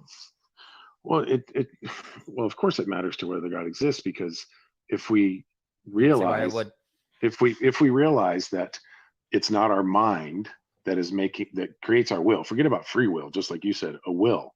So if it's not our mind that is our will, then our will is something beyond. So I take the example of, like, sometimes I'm running and my body says to my mind, you know what, I'm tired, I want to stop. And my mind says, you know what, no, we're going to keep going. And then there's a time when my mind says we're going to stop, but something more, like my will, says I'm going to keep going. And I actually subject my mind. I don't know how you're using these terms. The point is that if you're running, you can have competing desires. You have one desire to stop because you're exhausted, and you have another desire to get your beach bod, and so those compete. But I don't really think we need anything spookier than that, right? What wins out? It's like, what else is there to talk about? What there's to talk about is that I believe that we are more than our will, more than our mind, and more than our body. We have a spirit. I don't even know what that is. What is a spirit? I don't even know what that is. Well, I mean, why do you reject that so much? I just don't know what it means, right? I know what a mind is. I know what the physical is. I don't know what spirit is. Again, if there's nothing beyond the mind, then we are just a computer. We've been fed all the programming that we're going to have. No, that's not true. Dualists reject that, right? Dualists are saying that mind and brain are... Can you explain it to me? Like, how in the world are you really making free will choices if everything that you think came from your environment and from, like, how are you making a free choice? Again, it depends on what you mean by free will, right? I'm a compatibilist. So all it means to be free, to have a free will, is to have a will that's unimpeded. That's all that means to me. Right? Okay, then I'm Now, asking you where. There's different. I guess Yes, I'm not even worried about free will. I'm more talking about the will in itself. Your desires, your herd instinct, everything that you think, all the decisions that you make. If there is nothing more than chemicals, then you think you're making these decisions, but you're not. They're being made for you. Look, there's just a lot of views here, right? I don't look. So my view, again, I could be wrong, and I take an unpopular view. I'm a property dualist, right? So I think that mental properties are not identical or reducible to physical properties like brain properties. Okay, that's a minority view. Now, the majority view in philosophy is physicalism. Okay, that's about 52% of philosophers. I think less than 52% of philosophers are physicalists, but they disagree with each other about the nature of mind, right? Identity theorists then think that mental states are identical to physical states. Functionalists don't even think that mental states exist as an entity, but they're just functional roles, right? To have a belief is to have some kind of function or relation to other beliefs and the environment, right? That's a functionalist view. Eliminativists think that there are no such thing as beliefs and desires. There's just brain states, right? So even amongst physicalists, there's disagreement, okay? There's so a you believe disagreement that there all is over the something. place. You believe there is something other than just functional. I think that there are mental properties and that there are brain properties, and they're not reducible to each other. So I think there's the mental and the physical, in other words, right? And but that's an unpopular view. I think maybe about 12 to 16% of philosophers take that view, right? Most philosophers are physicalists, about 50%, 52%. But even amongst physicalists, there's great disagreement about whether mind and brain are identical, or whether they necessitate each other, or whether they quote unquote supervene on each other, which is another fancy relation that's seen in philosophy. There's tons of disagreement here, and I'm sort of hesitant to talk about it because there's so much controversy, right? I mean, I don't want to influence people to take my view.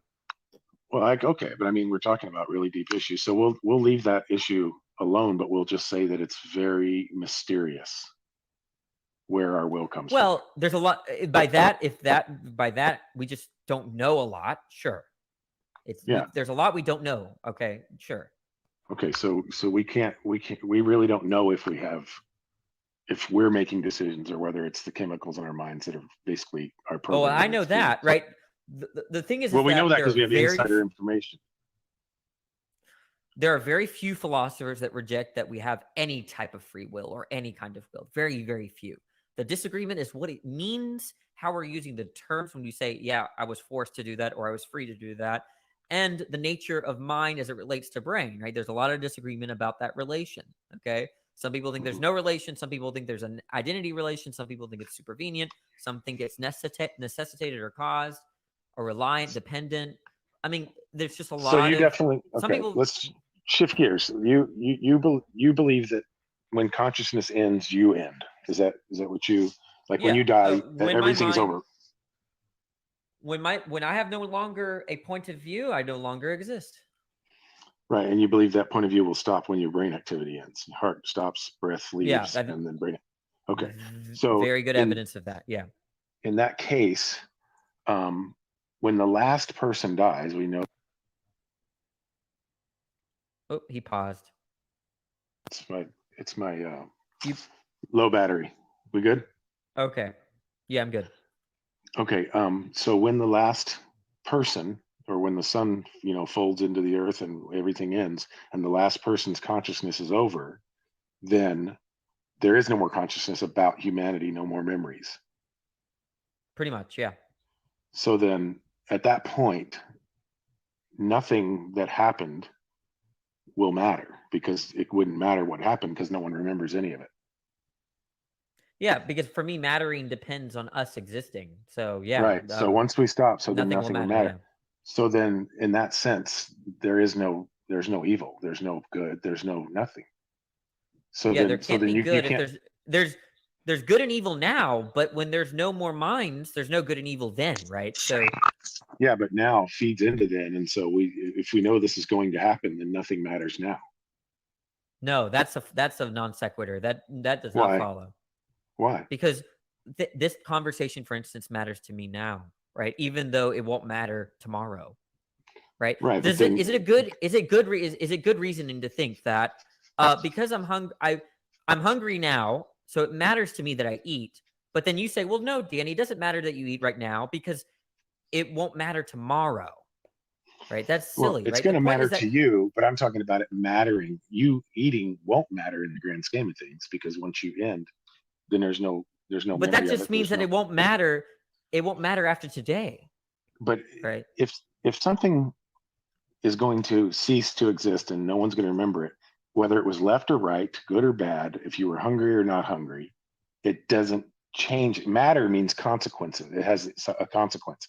So it has no consequence. No. That's not what I mean by matter. That's not what I mean by matter. But what do you mean by matter? How does it matter? That if something matters to me, to me, that means I care about it. That means that it has to do with accomplishing my goals. Okay, but that means it matters to you, but it doesn't mean it matters. Sure. Yes. In the grand scheme I don't of know things. the difference. Well, the difference I don't know what it means to say that it matters in the Do you accept my definition of matter? No, I don't think at all. I don't. Okay, what do you mean by matter? What do you mean by matter? Matter means consequential. It will has a cause and effect. So it matters because it has a cause and effect, and that effect. Well, then there's a lot of cause and effect after the last human being dies. So things matter. The sun will explode, will it not?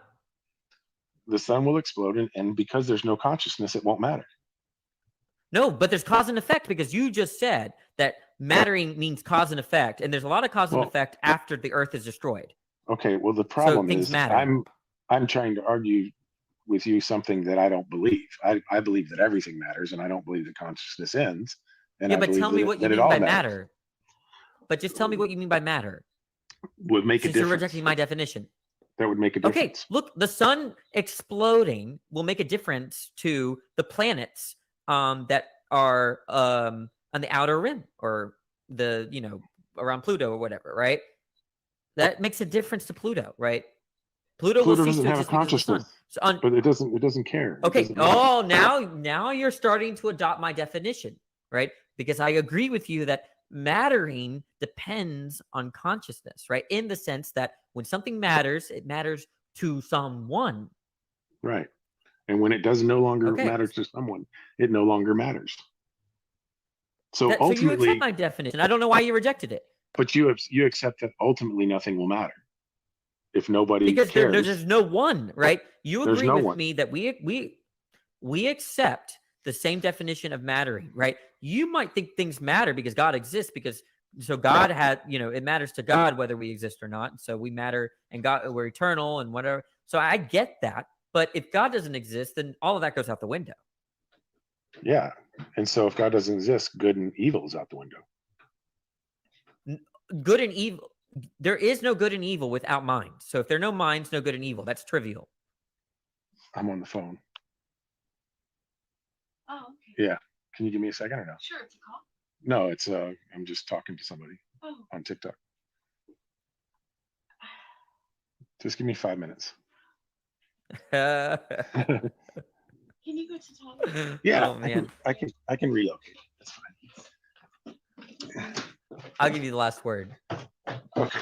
No, I'm good. I hold on. Hold on a second. It's funny because when he said TikTok, she paused like this is again, like, oh my goodness. I don't do this very often. In fact, the last time I did this, it was with you. Oh, well, why is she upset? Not upset, but like, why does she give that pause? She's trying to be polite. Like, she's trying to respect whatever I'm doing. She didn't want to be like making Oh, noise. okay. Yeah. I thought you were in trouble. No, I'm always in trouble. Yeah. But it won't matter, right? No, I'm just kidding. So what I'm saying is good and evil, although you could say that you think things are good and evil, but good and evil in the grand scheme of things, without God, there is no such thing as good and evil. I mean, obviously, you've heard this argument. Well, look, that's if you define, right? But if you define good and evil in terms of God, desirable to God, then I agree. There's no good and evil in the God sense, right? Well, but there's good and evil right now. Good. If you define good, if you define good and evil of what just happens to be better for you, yeah, but I'm talking about morally right and wrong. But for you, aren't you defining morally right and wrong in terms of God? I'm defining morally right and wrong, yes, in terms of love. In terms of God, not just in terms of love, in terms of God, G-O-D. Well, I believe God is love. Okay, so then fine. Okay, so it's still God, right? The point is It is that God, yes. I believe things are. I believe things are right, but not God right or God wrong, right? And I agree with you that if there's no God, there's no such thing as God wrong. So do you believe in, I feel like you must know these arguments, and I feel like it's so elementary to you. But if you're, if I'm stronger than you and I want your food and I take your food and I'm able to do that, is that necessarily wrong? If we It's live in a wrong. survival It's of the Danny fittest, wrong. it's Danny wrong, but it's not wrong in the grand Yes. scheme of things. I don't know So what you that don't believe in means. evil I'm a moral or good? anti-realist. Okay, to explain that to me. You're so much more well-versed So than I am. it's okay. I'm a moral anti-realist, which means I reject that there are any moral facts independent of our stances, independent of our values. So to say that there's morality out there independent of what we care about, independent of anyone's stances, right? I reject whatever that is. I don't know what that is. I don't get it. Okay. Right? I think okay. morality is something that, yeah, go ahead. Well, that's super fair. I mean, that's a fair thing to say of you, because what you're saying is if I think something is right, well, then that would mean might makes right, because if I think it's right and you think it's wrong, I get to decide if I have a bigger stick. No, it would be if it were right for you to kill me or kill me and my family, that would be Hittocker right, but not Danny right. Right. But in a sense, but there's no everybody's. Sorry, go ahead. No, you're fine. I mean, the point is that the way that we can say that something is right or wrong when we agree is that we share values, right? So you and I, do we agree that people ought to be treated for their terminal illnesses? If we agree to that, then it's no longer Hittocker right or Danny right. It's Hittocker - Danny right. Okay. So there's an agreed upon value, right? Same with God, right? I think the point is that your values align with God's values. Now, God might cause your values, sure. But the point is that when you tell God, yeah, I agree that person should have been honest, then it's not only God right, but it's Hittocker and God right, okay? So when people say right and wrong, like it can be ambiguous. I just reject this notion of right and wrong, this as being completely disconnected from what we care about, our own values and our stances. So when we talk about right and wrong, you and I, we're not talking about your right, my right, and then like the actual trying to be closest to what's right. You're just saying we are trying to come to an agreement about what we think is right. Yeah, like if someone came in here and joined our conversation and started cursing us out, I'd be like, man, Hittocker, that wasn't right. And you'd be like, yeah, that was not right. What that means is that we share a value. Right. Just like we share a belief, we share a value. Okay. I mean, at least that's fair. At least that doesn't fly in the face of the logic. You're saying that everything is really quite temporal, but what matters to you is what is all that matters at this really moment, and what's right to you is all that's right. So everybody's their own individual little gods and sort of making their own rules and hoping we can agree on some stuff. Yeah, I would say that. I mean, but the point is that even if God exists, my view wouldn't change. Isn't it funny that like the Bible says, isn't it strange that the Bible says like in the very first chapter that that's what people think, is that they decided to judge right and wrong? Yeah, I mean, I think one thing about being a Christian is that you have a value to be in conformity with God's values, right? That's what I understand Christians to be, right? If someone says, yeah, I'm a Christian over here, I think that means is that they're saying that they're aligning their values with Jesus's teachings or Jesus's values. Well, yeah, hopefully people aren't becoming a Christian for reasons other than that they have found it to be true, like that it's the truth, and I want to conform to the truth because. Well, yeah, but there's truth in the descriptive sense, but then there's what God wants you to do and what you want to do, and part of being a Christian is syncing up with what you want to do with what God wants you to do. But there's no such thing as morality independent of that. At least I wouldn't know what that meant. Well, the thing is there more when there's no people and there's just God, is there still right and wrong? Like, is there something that we, like when we're arguing about what's right and wrong, I feel like that's a clue. You've heard of C.S. Lewis's argument that that's a clue that there is such a thing. Mm-hmm. Yeah, I don't Have know you about, read? I mean, have you read Mere Christianity? I've read parts of it, but and it's not just Lewis. I mean, these other atheists say the same thing, that we have intuitions that that things are right or wrong, or we accept statements like the Holocaust is wrong, so that somehow commits us to saying there's rightness and wrongness out there in the realist sense. But I really don't know. And it's not just the Christians that are doing this. I believe it or not, well, 70% about 70% of philosophers are atheists. 60% of them are moral realist. 60, over 60, I think. Right. So they believe it's there's not such a just thing as coming morality. as the rightness or moral outside of our stances and our values, right? Right. And to me, that's just insane, right? It's not just the Christians that are doing this. A lot of atheists, especially atheist philosophers, Why is it so are insane? going to be Like, like, why do you? yeah. I could see you not believing it or not thinking it's good, but to think it's insane is like, that's really strong language. Like it's crazy to think that there's something outside of us. Well, look, if there's such thing as morality, and it's got to be something we care about, right? I mean, like, the point is that these realists want to say there's moral facts. Okay, well then that plays into the anti-realist view, right? The anti-realist view is that, hey, if there are. Sorry, I'm over talking you too much. Go ahead. No, I mean, I'm just saying that on their view, on the realist view, there can be moral facts out there, and no one has to care about it, right? There's just moral facts out there. And to me, it's okay. Here's how I see it. I look at morality very similar to chivalry. Okay, chivalry. I might understand what chivalry is, but it's going to be dependent on what people care about, their stances about what knights should do and damsels in distress should do, or But the point is that imagine someone telling you that there's chivalry facts independent of people, and I'm just like, what? Just saying, same thing. There's moral facts independent of what people think and their stances. That's where I'm like, no, I'm not on that ship. And for some reason, there's a lot of, there are a lot of atheists and theists like so far away from it. I just don't get it.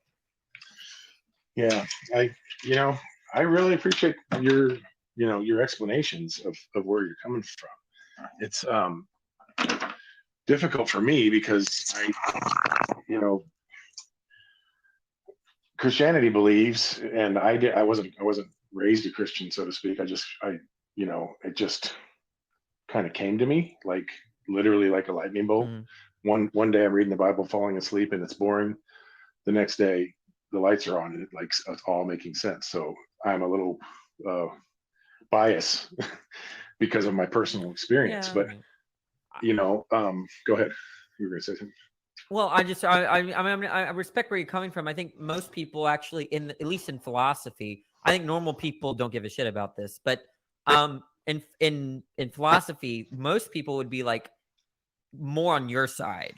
I just think that I think my friends and I in the field of philosophy are pushing back, where we want to revise what's going on in metaethics, because if you could see for yourself what's going on down here in the trenches of academic philosophy, it's just kind of eyebrow raising. Why philosophers, or the arguments they're giving to show that there are these things called moral facts independent of our stances. And that's all I'm coming from. I'll give you the last word, and then I'm going to move on. Yeah, I would just say that if you don't believe in right and wrong, it's different. Do you believe in love? Just real quickly. Sure. Yeah, of course. So think about this definition. I'll leave you with this. I believe that love's definition in a really straightforward sense is the giving of the liberty to do good or evil in one's life. In one's life or another's life? Yes, the giving of the liberty to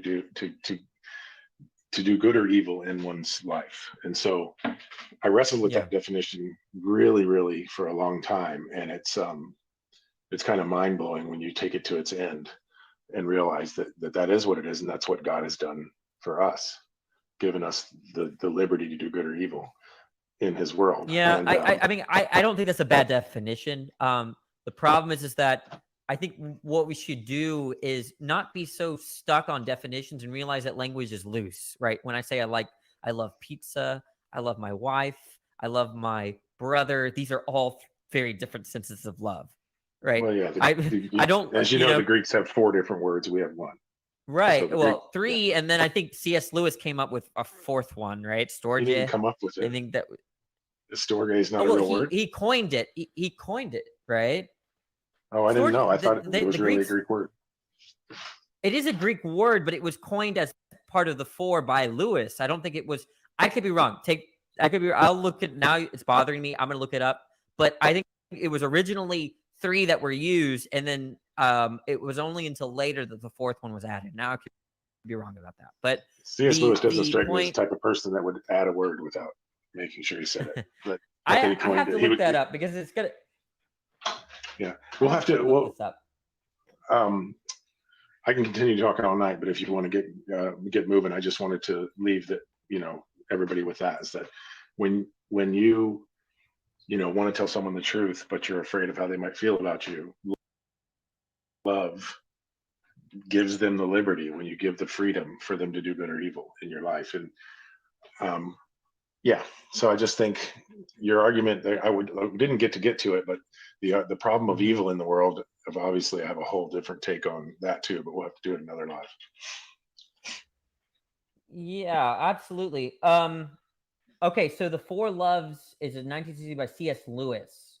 So Lewis had some kind of hand in this, but looks like he describes 4 of them, but I could be wrong. C.S. Lewis and those 4 words have something to do with each other. I'm not so sure. I appreciate you coming on. He says outright that there's 4 different Greek words for love: familial love, romantic love, and then the God love is unconditional Eros. love, is what I'm speaking.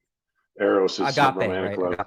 Agape, is unconditional love that is sort of one-sided and impersonal. It just loves. It just does.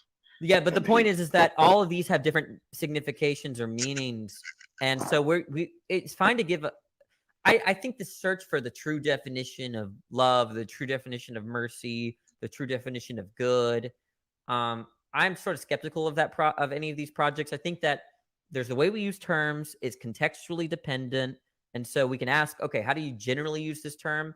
And you could provide a definition, but just recognize that I might use this term very differently in this other cases, right? I think that's fine. The entire way you look at right and wrong and language and everything, it's really good because it follows, like you can go with it, but it also lets you off the hook, right? There's no, you never have to actually be cornered and go with a certain definition or no. Like I think you're giving yourself way too much leeway when it comes to language. Oh my goodness. Do you know there are 2 right now schools of philosophy in North America and in Europe, Western philosophy. There's analytic philosophy and continental philosophy. And analytic philosophy, analytic means meaning, right? So a lot of what analytic philosophers do is they sit around and define terms. That's what we're known for. And there's a point where you're just like, screw this, like we can, when we communicate, I think it's fair to ask, okay, when you said that you loved me, what did you mean, Danny? Right? That's fair. That's a fair question. But when you just isolate a term and then try to get its definition separate from the context of its usage, that's when problems start to bubble up. And so that's why, I have that perspective on language, or at least when we have these philosophical conversations. What's the true meaning of love? I don't really want to think of it that way. I'm like, hey, when I say I love my friends or I love my wife, what did you mean in that context? And I think that's the healthy way of doing it. But yeah, and I think it is healthy. It's good. And you're right, context is king. But again, if there is an unconditional love and there is a strict definition for it, you then have to be faced with, am I willing to love that way? Do I know that kind of love? And then it's a Well, very scary thing. If I don't know that kind of love, never experienced it, don't know how to give it, well, that's, it's an important thing. Especially love is the biggest okay. thing. Yeah. So anyway, Well, yeah, I you appreciate your can't. request. Thanks for coming on. All right, man. Take it easy. Bye. All right. Guys, I'm looking for disagreement. Just disagreement. I'm going to try to get through these guys faster. I'm sorry. I took too much time with some of these people. I'm going to get through it faster. Hello, yeah. What's up, local? So What do we disagree about? the existence of God. Okay. Have I talked Let to me you read you. before? Yeah. I was about to talk to you like ages, like 2 weeks ago, but I couldn't because like I had to sleep and it was very late. So Okay. Oh, looks like you need to go back. I didn't do that. His life is paused. Okay. I would hate to kick him out if he's been waiting. I'm gonna wait hello. a few more. Okay. Hey, Yeah, okay, you're back. So Okay. yeah. I was going on my notes, but it didn't let me. I could still hear you though, so I joined back instantly. All right, wait. Wait 1 second. He said, wait 1 second. Guys, I really need to go to the bathroom. So, because I've been here for 3 hours sitting. So I'm gonna pause the live. I don't know how to do that. So I really need to go to TT.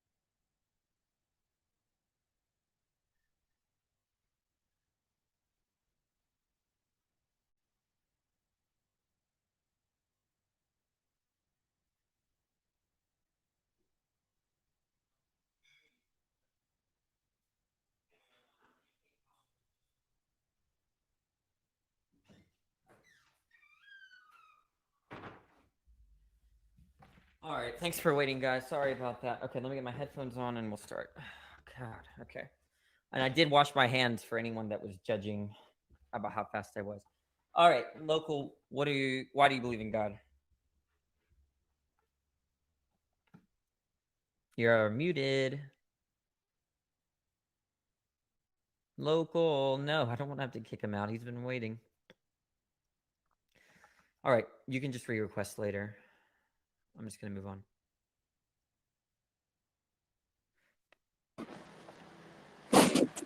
Oh, hello.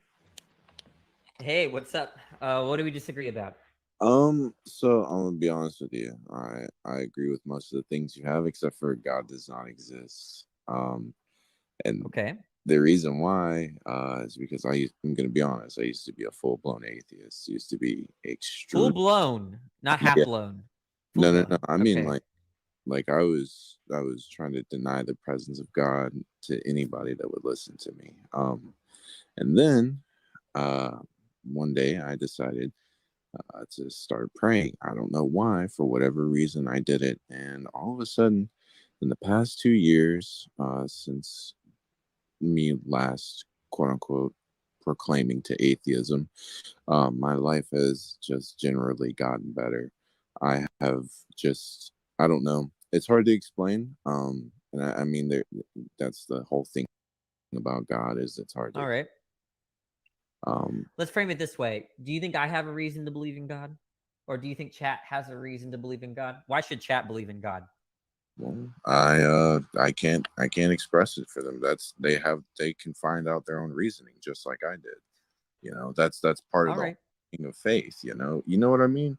Like, I'm not saying I'm not going to sit here and tell you till I'm blue in the face God exists. What I'm saying is, I believe in God. I don't believe in atheism. Do you think Chat and I are going to go to hell? I can't say for certain. I'm a different type of person. Okay, so you don't know. We might be okay, Chat. We might be okay. I'll put Okay. it like,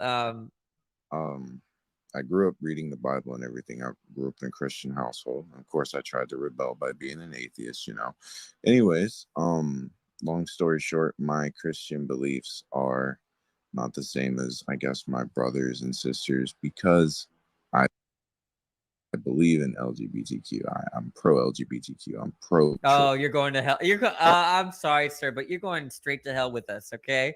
We know that lying with a man lying with a man as like he would a woman is an abomination. We know that you're going to hell. You're not going to inherit the kingdom of God. Join our group. Okay. Look, I'm gonna be honest with you. Are It you says coming? that in the Bible. It's just they would burn you at the stake. They would burn you at the stake 600 years ago, along with me and probably most of Chat. So I'm just letting you know you're not. I don't think most Christians are going to think you're not any better than someone like me.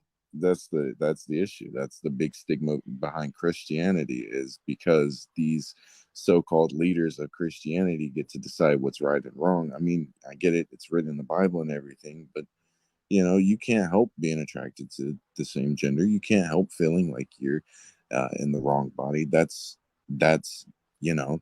literally to I do respect that with mentality. There's nothing.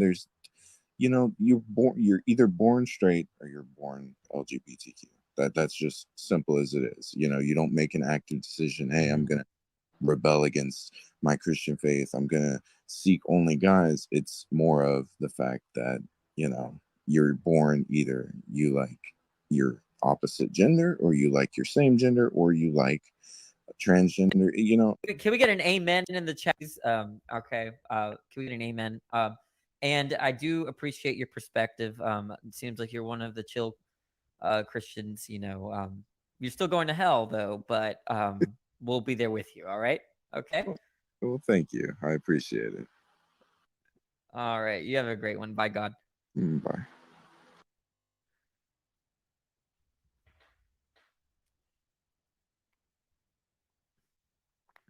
Bye. What's up? What do we disagree about, I4? I disagree about God. I feel like it's bullshit.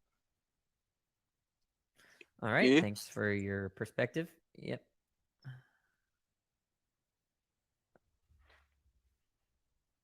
Danny just wants to argue? True. I just want to argue. Danny's cringy? True. That's true too. What's up, Changler? ChangeRadio. ChangeRadio, that's right. All right. What do you want to talk about? You're very loud. Oh, is it? Okay. All right. I'll tone my voice down. Okay. I'd like to talk about the existence of God. Okay. Do you believe in God? Yes, I believe in All God. right. Why? And early, I've done a lot of thinking, meditating on the subject, and I came to the conclusion that God exists. I heard you earlier in the live say that you believe that we are minds. We are all minds with bodies, and I agree. Yeah, we're minds with bodies. Yeah. Yes, Okay. we are minds with bodies, but maybe where I might disagree with your theory, let's say, you probably believe that our bodies are physical, right? Are you an idealist? I don't know these labels so well. My knowledge came through spirituality. So when you were talking with, was it Hittocker? I could follow, Yeah, Hittocker. everything you were talking about, but the labels, I'm not so familiar with the labels of philosophy and all that. Idealism is the view. Idealism is the view that there's nothing physical. Everything is mental. All right, that's me. Yes. That's you. what You're an I idealist. believe. All right. Yes. Yeah. I mean, it used to be very popular, especially in the 19th century, 20th century, 19th century, not 20th century, 19th century. It blew up. A lot of people were idealist. Now most people are naturalists. So idealists think everything is mental. Naturalist or physicalist, I should say, is everything is physical. Yeah. But what do you think with quantum physics? What is the trend now with quantum physics? Oh, I don't know anything about quantum physics. You're asking the wrong person. Okay, because you're starting to trend towards would I say idealism then? Because quantum physics is discovering that it's at some level reality starts breaking the laws of physics. As a person who hasn't studied the stuff, I understand when I hear theoretical physicists speaking, but I don't catch the terms, the terminology they use to explain these things. Myself, my field is computer programming, so maybe you can see why I would be more of an idealist in my philosophy. Yeah, I mean, but to me, let's say there are atheists that are idealist. You know, so I'm not so let's say you're right. Idealism is true. Everything is mental. Everything is in the realm of ideas. Why would that show that God exists? Okay, so I would give the analogy of a computer program. It is created, it is designed, it is programmed. And it is programmed by a mind. You know, we use our minds to design. How do we know that? How do we know that computers and software are designed? I design programs. Like I'm a programmer, I'm a computer programmer. So I see how you can create a reality. Go ahead. We can create a reality. Sorry. No, but the point is that the reason why we think computers and software and simulations, certain simulations like VR or whatever is designed is because we know that the designer already exists to design those things. We can see it or verify it. Yes. But in the case of God, I've never seen God create universes or huge realities like like solar system level realities. I've never experienced this, right? So to look at the universe, to look at planets, to look at the cosmos, whatever, and then think that God designed it, it's just not going to be the same type of reasoning or good reasoning as if we were to see, a computer running a program, because we have access to the designers that brought that about. I believe in science. If you make a hypothesis, if you can develop a simulation that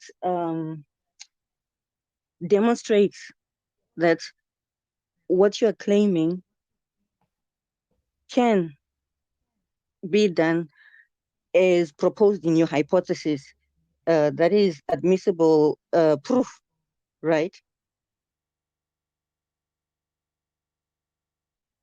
Like if I claimed that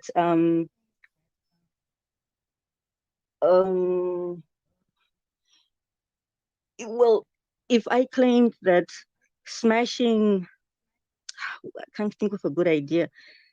Like you could, events, and then sort of like work backwards to reach conclusions using the small model.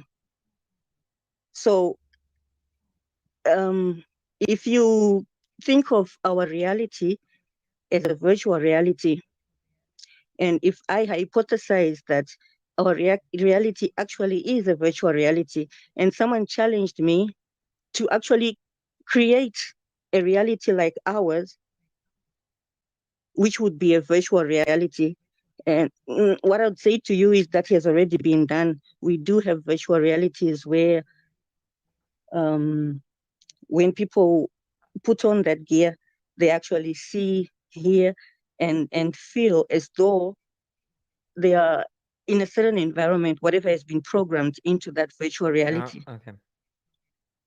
All right. Well, look, I appreciate your request, but I'm not really following a lot of what you're saying, and I feel like it's at the end of my stream, and I just don't feel like digging into everything that you're saying. I'm not saying you're not making any sense. I really don't know what you're saying. I'm just saying that it would take time for me. It would take time for me to kind of break down everything you said, but I do appreciate your request and I appreciate your perspective. Thanks for your request. Oh, before you kick me out, Of course, yeah, go ahead. I just wanted to propose and hear what you think about this. The notion that what people call God, because that's just a label, what people call God is the body of all truths in existence, which is the body of the law, the body of the laws or the forces, the laws of nature or the laws of reality, which govern everything. Yeah. What I think about that? Yeah. Well, depends, right? If they're saying it's by definition, it's not a very interesting claim, because if I just define God as my right hand, well, then God exists. But that's not very interesting. Just to redefine the term into something that we know already exists, to say that thing exists, right? But there's a different types of relations. There's something called a synthetic identity, which is something that something that A equals B, but not by definition. And if that's the claim, then that would just require some kind of argument. But you would have to first understand the sense of God that you're using, that you're saying is identical to laws of physics and the body of all truth, or so. But no, I do appreciate your request. Yes, but you see, if you went about trying to compare what is believed about God, and if you considered my proposal that God is the body of all truth in existence, which pretty much are the laws of reality, is God visible? No. Are the laws of reality visible? No. Is God powerful? Yes. Are the laws of reality powerful? Yes. Does God govern everything? Yes. Do the laws of reality govern everything? Yes. Is God love? Yes. Is truth love? Yes. So the body of all the truth is love. Yes, truth is love. That's the ultimate definition of love. Yes, yes, yes. Every act of love has to be conformed to truth. So love is pretty much the manifest form of truth. That's why you don't lie to people but you there's love. some truths that are very unloving, right? Like the Holocaust, Hitler killed 9 million people. That's true. Oh no, those are not truths. Those are not truths. All truths are laws. I mean, we human beings, it's true from that the physical. Hitler killed millions of people. That's true, right? Yes, it's not false. Yes, that is true. That's true. But it's not love. From the that's what makes it not truth, because our perspective from where we stand as physical beings experiencing this reality, we think that if we see something, then it's truth. If we perceive it, it is truth. Okay. But it is not. It works the other way around. The truth is the source of physical reality. I think of it from a programming perspective. For anything to show up on my I'm screen, gonna move on to the next person. Okay. All right. I gotta move. I'm hoping that there's no other people. There's two more. Okay. I appreciate your perspective. Bye, Changer. All right. All right. Bella, you're my last person. Hi. Hey, Bella, what do you want to talk about? Okay, so I'm going to talk about God not existing, but I'm not coming from the perspective of being a Christian.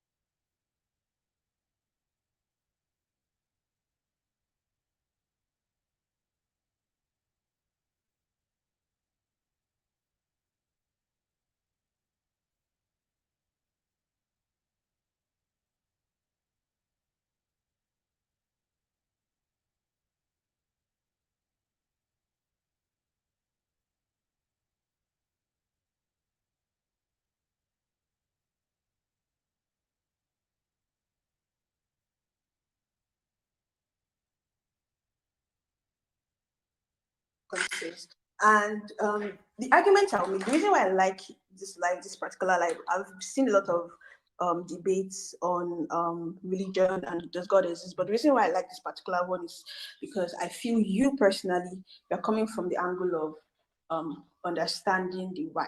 So a lot of people have come before me and just really spoken a lot of things. And the truth is, in my own idea of philosophy, I don't come with scientific facts. Scientific facts is one, yeah, true. But then again, I like to study people. There are millions of people, billions of people who identify with Christianity, billions of people that identify with Islam. And I'm like, okay, these people that identify with these things, what is feeding their belief?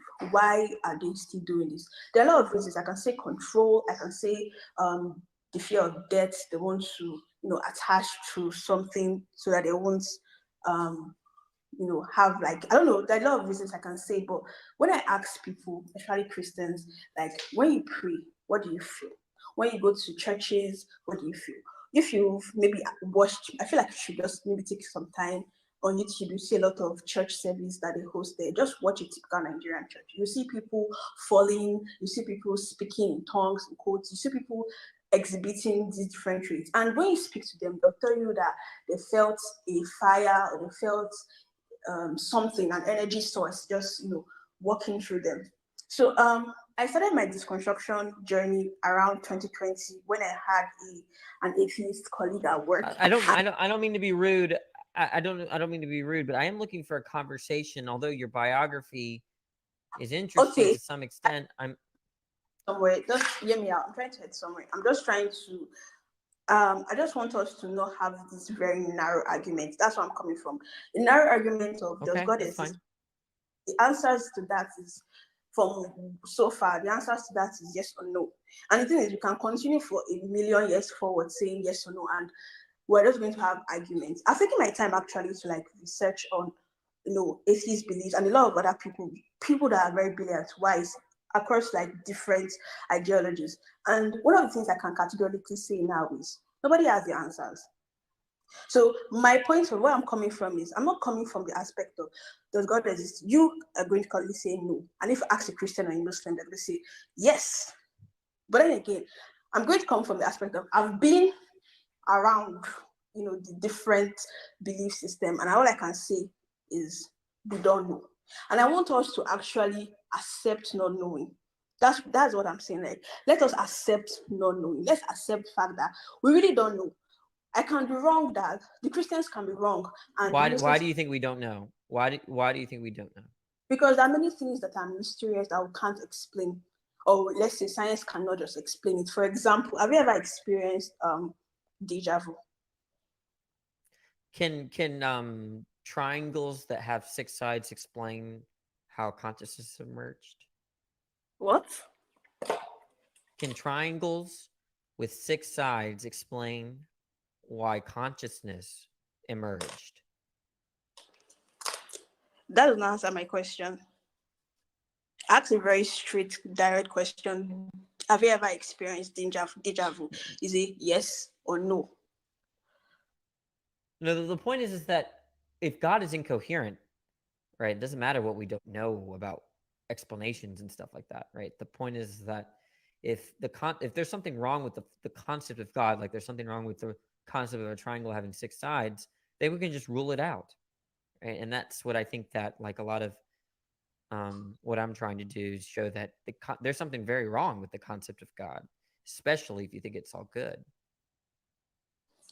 Okay, let me just say, I don't really have time to go on and on, but what I'll say is there are people that I feel we're actually finding out what is it exactly that makes people go to church. What is it exactly that makes people have faith? What is it exactly when these Christians are saying that they have faith, or when these Muslims are saying they have faith, what is it exactly that they call faith? That's one. Then what is the reason for all this mysterious things that we can't explain, like dreaming, like deja vu, what's that? That's just not going. Look, the point is that, have you heard of God of the Gaps? Have you heard of God of the Gaps? That phrase before? God of the Gaps. Have you ever heard of that phrase? The idea is that if you don't know how something works, you can always just say God explains it. And that's just, there's a gap in knowledge, and we fill that gap with God. People have done this for literally thousands of years. You know, why is there lightning? Zeus or Thor, right?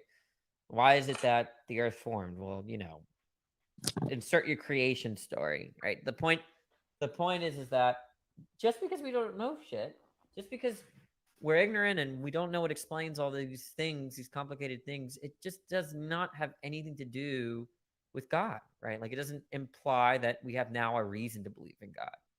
But And I think that that's not saying that because you don't have knowledge of some certain areas, that means there's a God.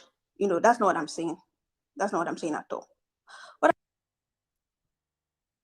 listen to if you listen to people talk, like if you just have like a very open-minded, non-judgmental conversation with people without trying to come with the lens of what you personally believe is true, and just allow people to just express themselves, like their own experiences. And I like arguing. I like I'm arguing not against like, positions. the truth is, I actually do like. I'm here, Bella. I'm here to fight, right? I'm not. I'm here to put. I mean, like, the point is that I'm not. It's just, I don't do this like, let's share our perspectives and hold hands. I'm actually interested in debate, right? So I get you. The truth is, me, one of the things I'm solidly behind is I'm against religion. I'm against every religion, all religion. I'm against them because there are a lot of. I feel religion does more harm than good. In all religion, and I say it confidently, all religion does more harm than good. People die because of religion and the effect that it has on people's mind.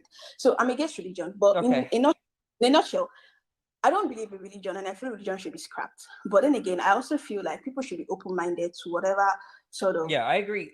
I like the idea of people having these conversations. I think people should fight about these things in an intellectual way. With, I'm using fight very TikTok. I don't mean literally fight, you morons. Anyway, but because I'm gonna get banned for saying stuff like that.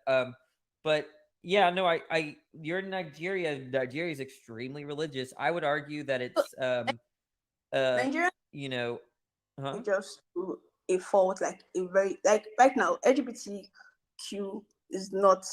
I know, yes, there are some people that are gay. The movement is here, but then again, I don't think being gay here is something that will get you. Yeah, no, I had Nigerian friends, and they told me about Nigeria. Church will still, look down on you. Abortion is still something that is. Yeah, Nigeria kind of reminds me of the American South, like in terms of culture, in terms of like LGBTQ problems and like very Bible Belt. But I wish you the best. You sound like an open-minded person willing to have these discussions, and I appreciate your perspective. Yeah, no problem. That's all I have to say, really. I just feel, but generally, I think just to summarize, for everyone that's like listening on this live, no matter what religion or mind view you have, I just feel we don't know what happens next. Nobody really knows what happens when we die. So I feel like that's the whole idea of religion and stuff. I think it's over. Wait. Well, we know what happens now. Like, we know that this is what happens now. And deep down, we all know what's right and what's wrong. Deep down, every single person knows, because we are humans. So I believe that you don't need a book, or you don't need like going to church or going to mosque to really know what to do.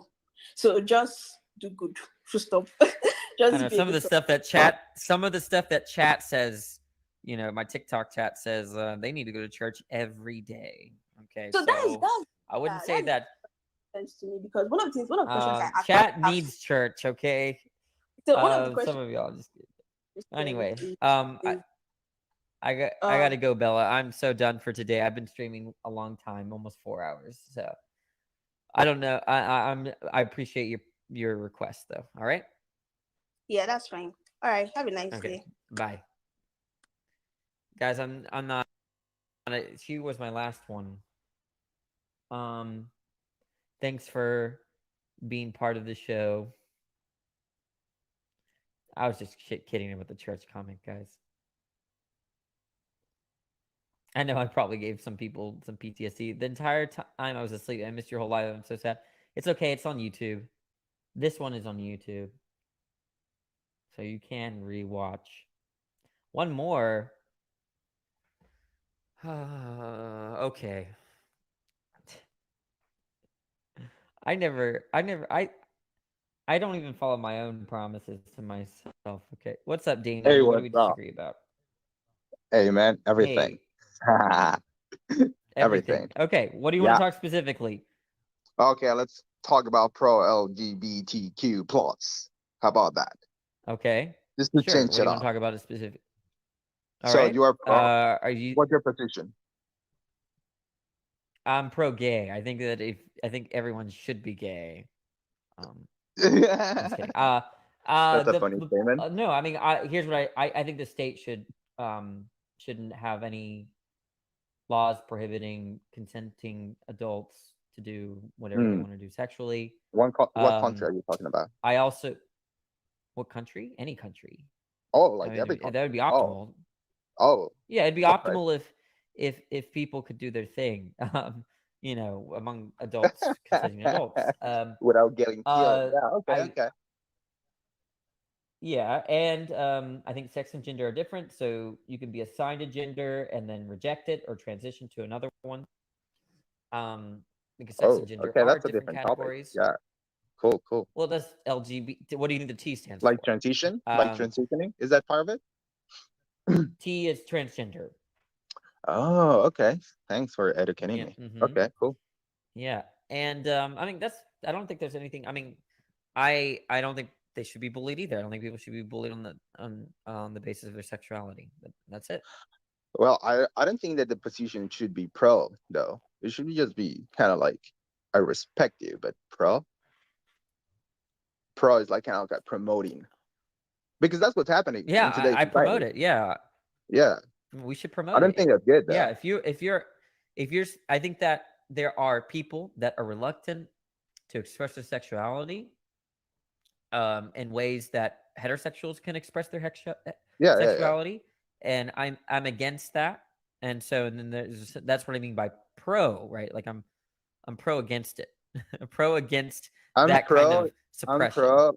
I'm pro people like actually being themselves. That's cool. That's cool for me. But another thing is that good for society?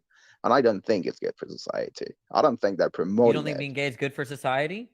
I don't think promoting it is good for society. Especially, look, I don't mean anything really fancy by promote. Especially in Canada, US, these schools are getting really into like actually promoting it, man. And I'm telling you, I get a kid, and he's 4 years old, bro. They're talking about things that they should not be talking about at that age. A kid cannot transition, man, and they're doing it. A kid cannot transition. You should not be able to transition, bro. Remember yourself as a kid. Were you like sapient at all? Well, it just depends. Look, it just depends on what you mean by transition, right? There are plenty of teenagers that have. There are plenty of teenagers that are that have gender care or affirmation care, something like that. Gender affirming care. There it is. Yeah. But no, we're talking about 9 years old. 9 years old. Well, yeah, okay, yeah, before puberty. That's promoting. Maybe before puberty, I would hope that parents make the right decisions for their children. There certainly could be bad decisions that parents make, but there are bad decisions that parents make about heterosexual shit, right? Like, so, I mean, I'm just saying that, it's okay to assign a gender to your kid, but the point that they realize their assigned gender, and if they express that they don't want to be in that category, I don't think there's anything wrong with helping them dissociate from it. Saying, I'm not a boy. A kid could say, I'm a horse today. And they're a horse now, and I have to respect they're a horse. They know better than I don't think that's what's going on. I don't think that's what's going on, right? The point is that boy is a social category that's assigned to males initially, and that social category comes with a set of norms, a set of expectations.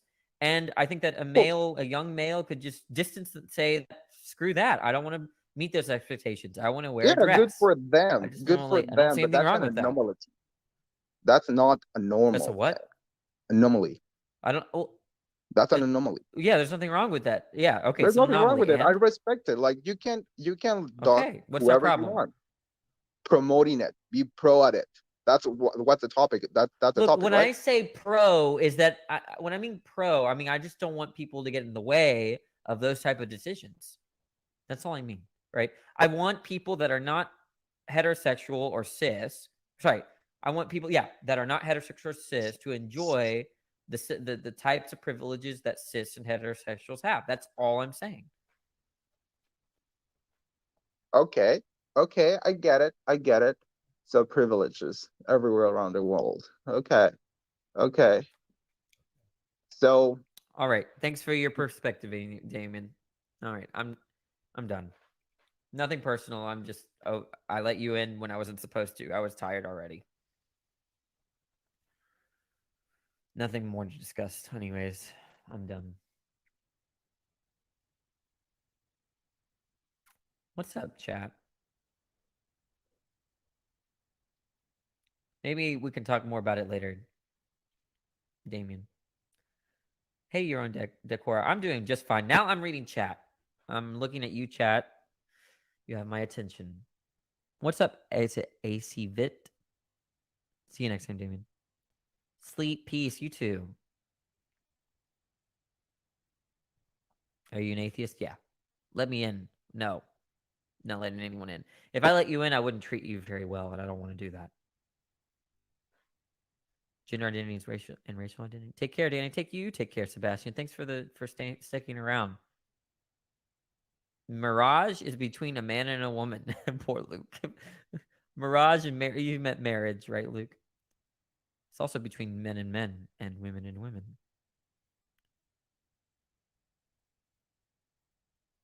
Another day of successfully reaffirming my atheism, Danny. Oh, perfect, Rose. That's what I'm here for. I'm here for y'all and the attention.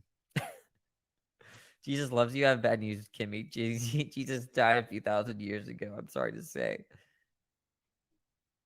Masculine is just a lack of, or anti-feminine. Okay, I don't know. Best live chat I've watched. Oh, that's pretty good. Chat, y'all did good today. May I come up? No, I'm so done. Bye, Danny. Thanks for the really entertaining stream. Yeah, I'm glad you. Now, guys, if you're a Christian and you want to talk to me, and download the app on Clubhouse. I'm always on that social group, that social app group or whatever you call it. I'm too tired to talk. And I have me and my atheist friends. We talk to Christians like all the time. They talk more than I do because I have shit to do, but I'm around. And they would love to talk to Christians. So if you're a Christian that really wants to talk to some atheists, download Clubhouse and follow me, and I'll direct you. And you don't need like 1,000 followers or anything like that. Don't forget to. You've been live. Yeah, I've been going. This is over 3 hours. I've been live for almost 4 hours.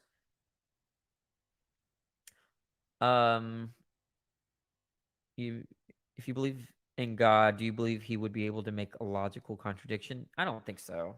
I used to be a Christian. I didn't think that was possible for God to do. You've been enlightened? Awesome. Are you going to go live again tonight? Probably not. I'm tired now. What group? Clubhouse. Go to Clubhouse. It's an app. Do you not mind the LGBTQ? Of course I don't mind them. That's all right. I'm answering your question. What it's like to be an atheist. Oh, I see you turning Darwin. I used to be a Christian.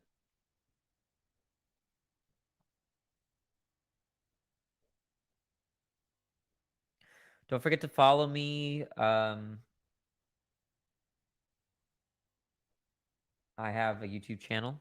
I have some VODs or some recordings of these lives so you can watch and get your fill. I'm going to watch some of the old lives. You should, yeah, if you like them. And they're chaptered. You can skip people. Here, my live viewers, sometimes we just have to go, I don't know what to do, chat, because chat, look, here's what happens, right? I have to say that half the people I talk to, I just want to kick them off. About half, right? And it's sometimes it's because they're boring. Sometimes I feel like they're not addressing me. And then sometimes I just can't stand Is this gonna be mean? But some people's voices, I can't do it. I can't listen to it for that long. I'm just a bad person. But I mean, come on, that's deep down, everyone's like that, right? I mean, I know that people that don't like to listen to me because of my voice, and I respect that. I really do.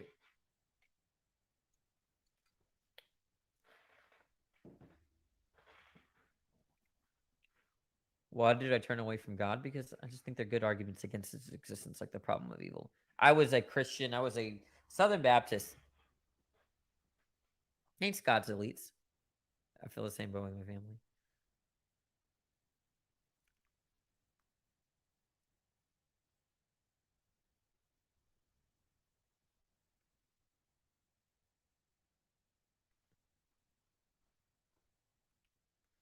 Yo, let me hop in on your live real quick. No, I'm exhausted, man.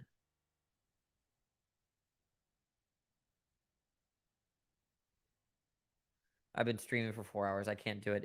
If I let you in, I'd probably be a little bit, I wouldn't be able to do justice to the conversation. I'd be very impatient, short, and rude, and I don't want to do that to you. You're pretty interesting much. I hope that was a compliment, but thank you. It's actually really hard to prove something doesn't exist. I think so. I mean, it's hard to understand the reasoning for it because I think it's perfectly reasonable to think that, like, dragons don't exist, T-Rexes don't exist, dinosaurs don't exist, you know. But how we come to show that we know that it does seem a little bit difficult. Why did I stop believing? Because of stuff like the problem of evil, other reasons too. It was a compliment. Thanks. I appreciate it then. Danny, I was a Protestant. Yeah, but they don't exist anymore. T-Rexes don't exist anymore, sillies. Try Islam. No, if theism is false, Islam is false.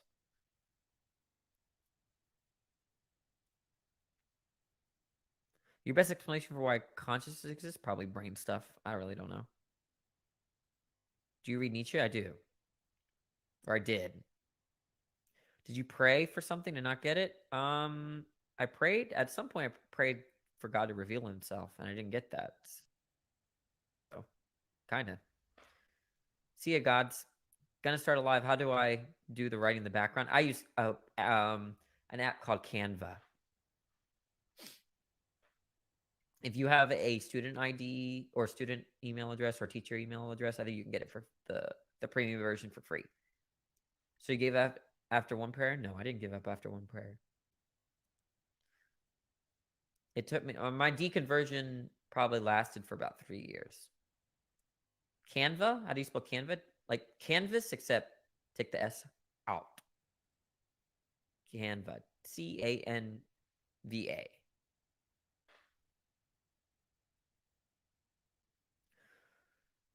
Mock, the reason why I'm not a Christian now is because of their good arguments for atheism now that I've come across. You're welcome, by the way.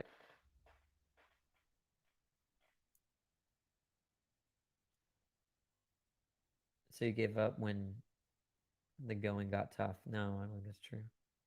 What's up, Josh? Nice to see you around. Vocabulary is poor. All right, guys, follow. I'll be live tomorrow. You all have a great night. Hope you all enjoyed the show.